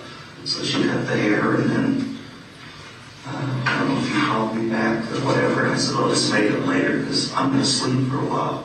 So, is there anything else that we haven't talked about that you think is important to what happened at your place today? I mean, it sure took a long time for them to get in the house. I don't understand that. But I guess that's how the police do it. I just seemed like hours where they was ever in there to do first aid or anything.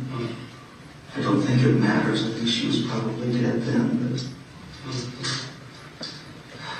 But anything else with Mike? Is there anything else that clicks in your head that says, yeah, you know what, this makes sense because of this?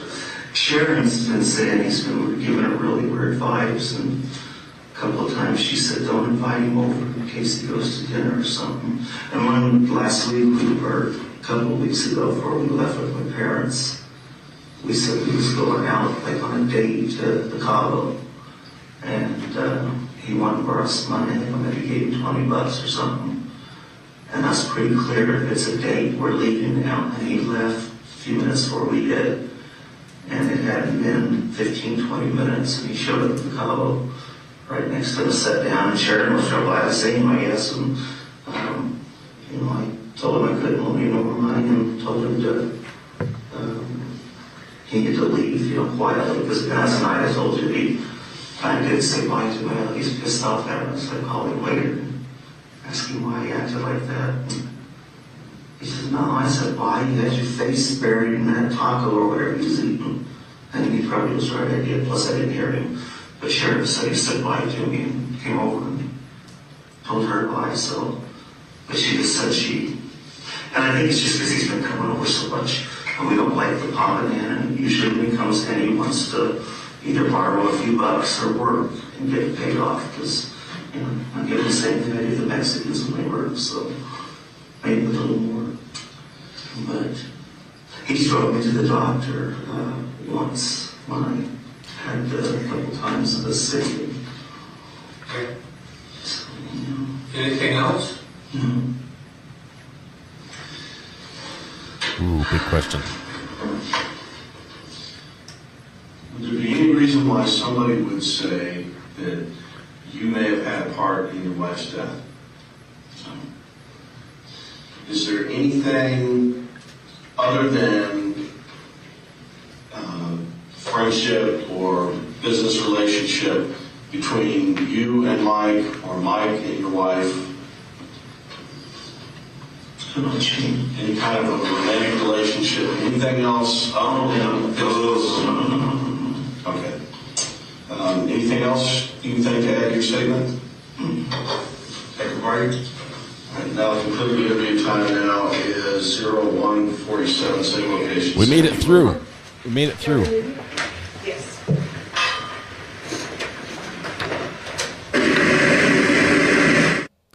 And it went from bad to worse. Holy cow. Looks like they've approached here. Let's see. There's the witness who just got to watch the whole video of him doing that. I think we're going to break for lunch here. That's my thought. And by break for lunch, they're actually going home for the night, which means we're about to start for the day. I know it gets confusing, guys. That was too long. It was too long of an interview. It very much was. I think all the rest of the videos we have in this trial are better audio. Did we win a prize? We should. I think all of us get a special, like a gold star on our forehead today for sitting through that. That was quite painful. I did everything I could with the audio, but it really was not much to work with. He just talks and talks and talks. Can you recap the interview with what we just missed? Weather Watch, you're fired. No.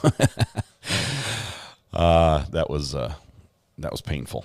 Gentlemen, we've all been sitting here for an extended period of time. Yes, we have. This is a good point where we will take our night recess. During this recess, you must not discuss or communicate with anyone, including fellow jurors, in any way regarding this case or its merits, either by voice, phone, email, text, internet, or public means of communication or social media. You must not rewatch this video, news or media accounts to commentary about the case. You must not do any research, such as consult a dictionary, using the internet, or using reference materials. You must not make any investigation, test the theory of the case, recreate any aspect of the case, or in any other way investigate or learn about the case on your own. You must not form or express anything regarding this case that is promised to you. Ladies and gentlemen, we'll be at recess till tomorrow morning at 10:30. All rise for the jury. All rise for the jury. Here's what I say. I think I missed, and maybe Brandy could help me out on this. At the beginning of the video, we started when the video started. I believe there was some mistrial talk right at the very beginning, right around lunchtime yesterday, where the defense made a motion to dismiss all the testimony from that last friend, where we had the audio problem, and they wanted to get rid of that, and then had brought up mistrial, and the judge said no and shot it down. But the mistrial has come up in the trial so far, and I think that's the gist of how that happened. Let's see if there's anything the judge wants to handle here. You're still under oath. Do not discuss your testimony with anyone. We'll see you back here tomorrow. Thank you, Larry. Just excuse the witness.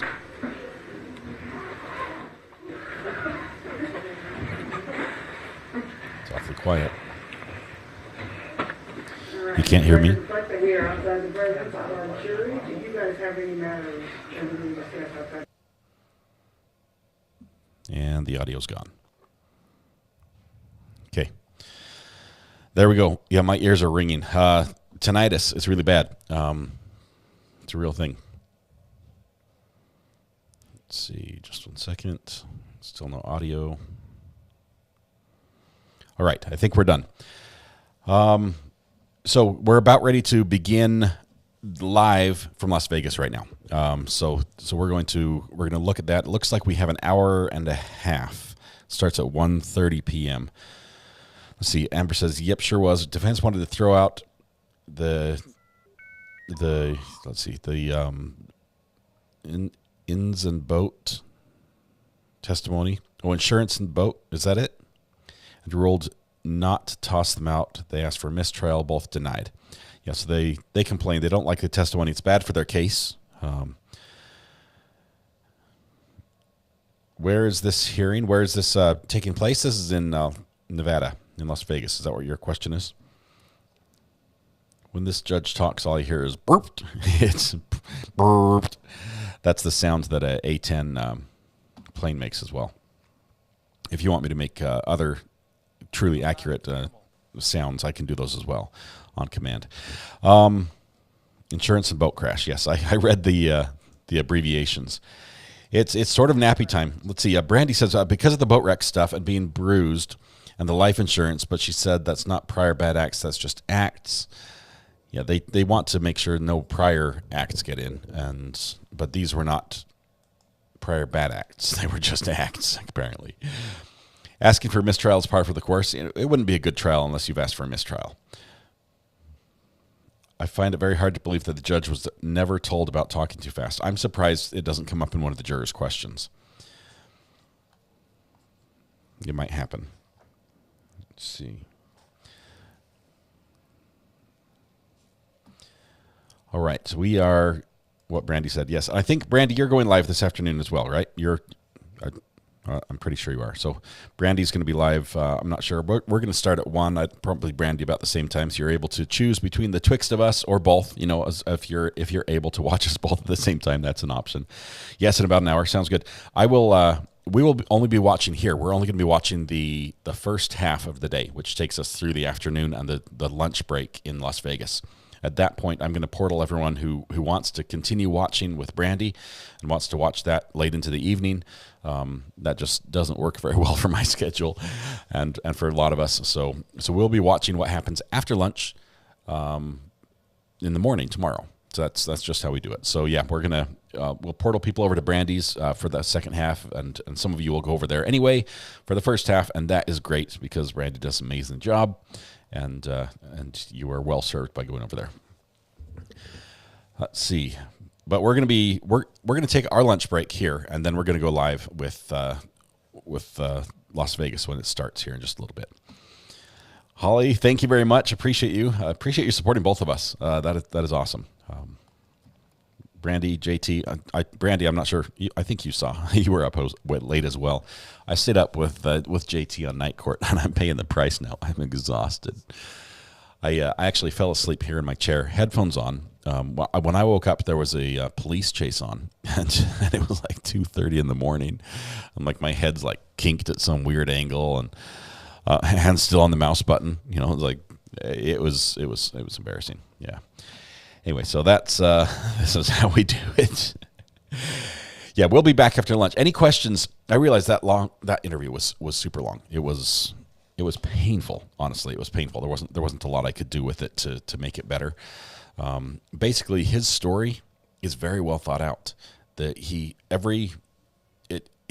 very good at putting together the story. And even though he sort of got caught a couple times with questions that seemed like, oh, they got you there, he had a very good, believable reason.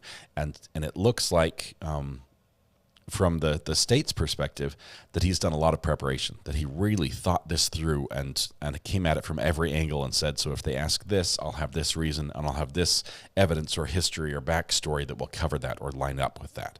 So why Mike had a key, or why he called to see if Mike didn't have a key, why Mike would know about the money being there, why Mike would know about the guns, why he would know about the date they were going on. It seems like everything was meticulously prepared, almost too much so, in my opinion. It's just too much. Okay, pantoufle, not pantoufle, but we should be able to ask jury questions to RA, then RA answers like he's the witness. I could do that, and I'll even try to mimic the voice if I could. Wish Mrs. R.A. had checked on you and took a picture. She was out. She was sleeping. She actually went to bed at a reasonable time, like an adult should do. And, night court was hilarious. There were times I was like, I just need to tell people I've got to sign off. And I'm like, wait, but I want to wait for this conversation. I want to see this response. And it just got better and better. It's like, I can't leave now. And yeah, of course, we had the interview as well with Kathy, which was a blast as well. And yes, gossip, rumor, and innuendo. I can't say it anymore. Was very good. Right here, loved having Kathy from Gossip, Rumor, and Innuendo on with JT last night. It was hilarious. They're always great. The both of them are fantastic. And there she is, Kathy. He planned it out and still got convicted. Yeah, that's a bummer for him. All that effort, but it did take 8 months for them to charge him. 8 months. Randolph's had a lot of practice in crafting stories. I would say, he's had 6 wives to practice stories with. And it was, yeah. Let's see, the ski mask without a bullet hole is what's going to convict him. He emphasized several times that the mask was on but pulled up when he shot, right? And unfortunately, we've seen the bullet holes. We understand you can't wear a ski mask that covers the whole top part of your head and get the bullet holes that he had in his head and not have the ski mask damaged. So that's a problem. It's a big problem with his story. The gloves off, the ski mask off is an issue. We also have a problem with the shell casings. And we're going to see that as we get to the, probably from this witness as well, the full video of the walkthrough that was shown on Dateline. We're going to see that entire video where he reenacts these events as he walks through the house and describes, and you're going to love him doing his gun sounds. Bam, bam, bam, bam, bam, bam, bam, bam. It's like he's playing war, but you're gonna get to watch that, and it just doesn't make sense. Defense will say this is where the shell casings would have objected to. With the open door, they would have flown out into the garage. That's not how it would have worked. The door was closed. It just, yeah.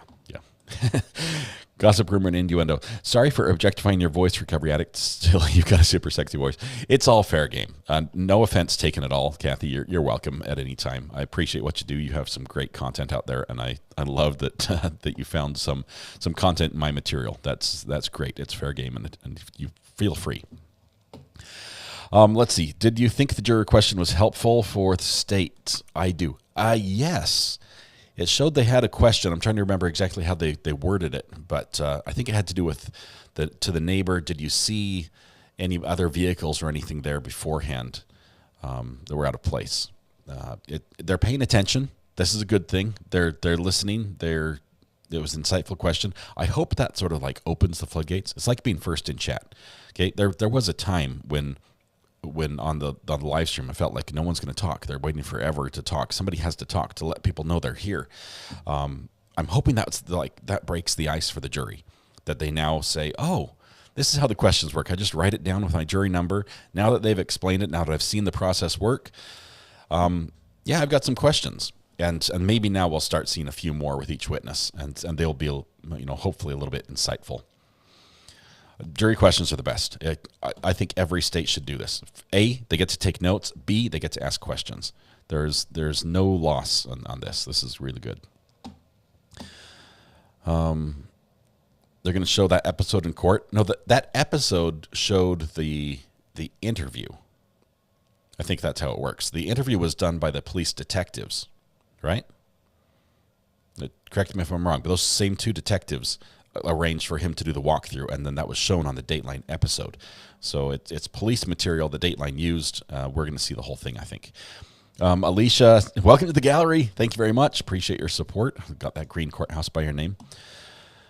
Let's see, I missed the jury question due to a work meeting. It's the first one. There wasn't a lot. I mean, it didn't provide a great deal of depth or insight into anything, but at least it shows that they're listening and paying attention. Let's see. The jury question was of the neighbor who has the lowrider that was working in the garage and heard the gunshots. We're going to watch more live today. Yes, we are, Barbara. After lunch. We're waiting 1:30, so an hour and 15 minutes we expect them to go live in Las Vegas. So we'll be live with them as they start their morning after our lunchtime. Let's see. Yeah, there's the video. We're gonna watch the whole thing, but the video is out there already. Can we be dismissed? Lunch and nap, hour and a half. After that painful interrogation video or interview video, because he was not in custody. Yes, I think you guys deserve a little bit of a nap, or I'm probably going to take one. I promise to wake up in time for the live stream, so we can continue this today. I'm not gonna miss it, but we'll give you guys an hour and 15 minutes of break, and then we'll be back. Well, actually, we're going to be back at 1, so you only get 45 minutes. Hopefully you're cuddled up somewhere with a little blanket. Oh, let me tell you, I'm trying to make a blanket, and I just finished designing the layout. I wanted to do a fleece throw with all the words from, here it is right there, all the words from the channel, and this is the layout I think we're going to go with. It's a 42 megabyte file, so I want to get the words to be nice and crisp and clean, and put this on a little fleece throw. But I'm still working on that. It's a work in progress. But there's where we are there. So, and we might have we might have it on smaller items as well, but it'll be an option. So if you're cool with those colors and everything, that's good. I think I've got every command on there, or most of them, as well as a lot of the audio bytes we use. So that's going to be fun. Anyway, I did my homework yesterday. I stayed up late and I did homework, so that's good. There's a dog word. Let's see. I think that's it. Object. I object. I object. There you go. All right. Tonight, when you go home, please hug the people you love. Smile at someone. Make their day just a little bit better. And please stay safe till we go live again till, in 45 minutes. All that. Oh, that was terrible. It was terrible. Cass, what about happy birthday? We did it this morning. Cass, was it your birthday now? Is it birthday today? Do you share a birthday with Rona and a little weather watch? Would be cool on a mouse pad. That's a great idea, Tish. I'll look at that. Maybe rotate the orientation. We'll get it figured out. Anyway, thank you all. We have to go. The music's done. We have to leave. We'll see you guys in a little bit. 45 minutes. We'll see you.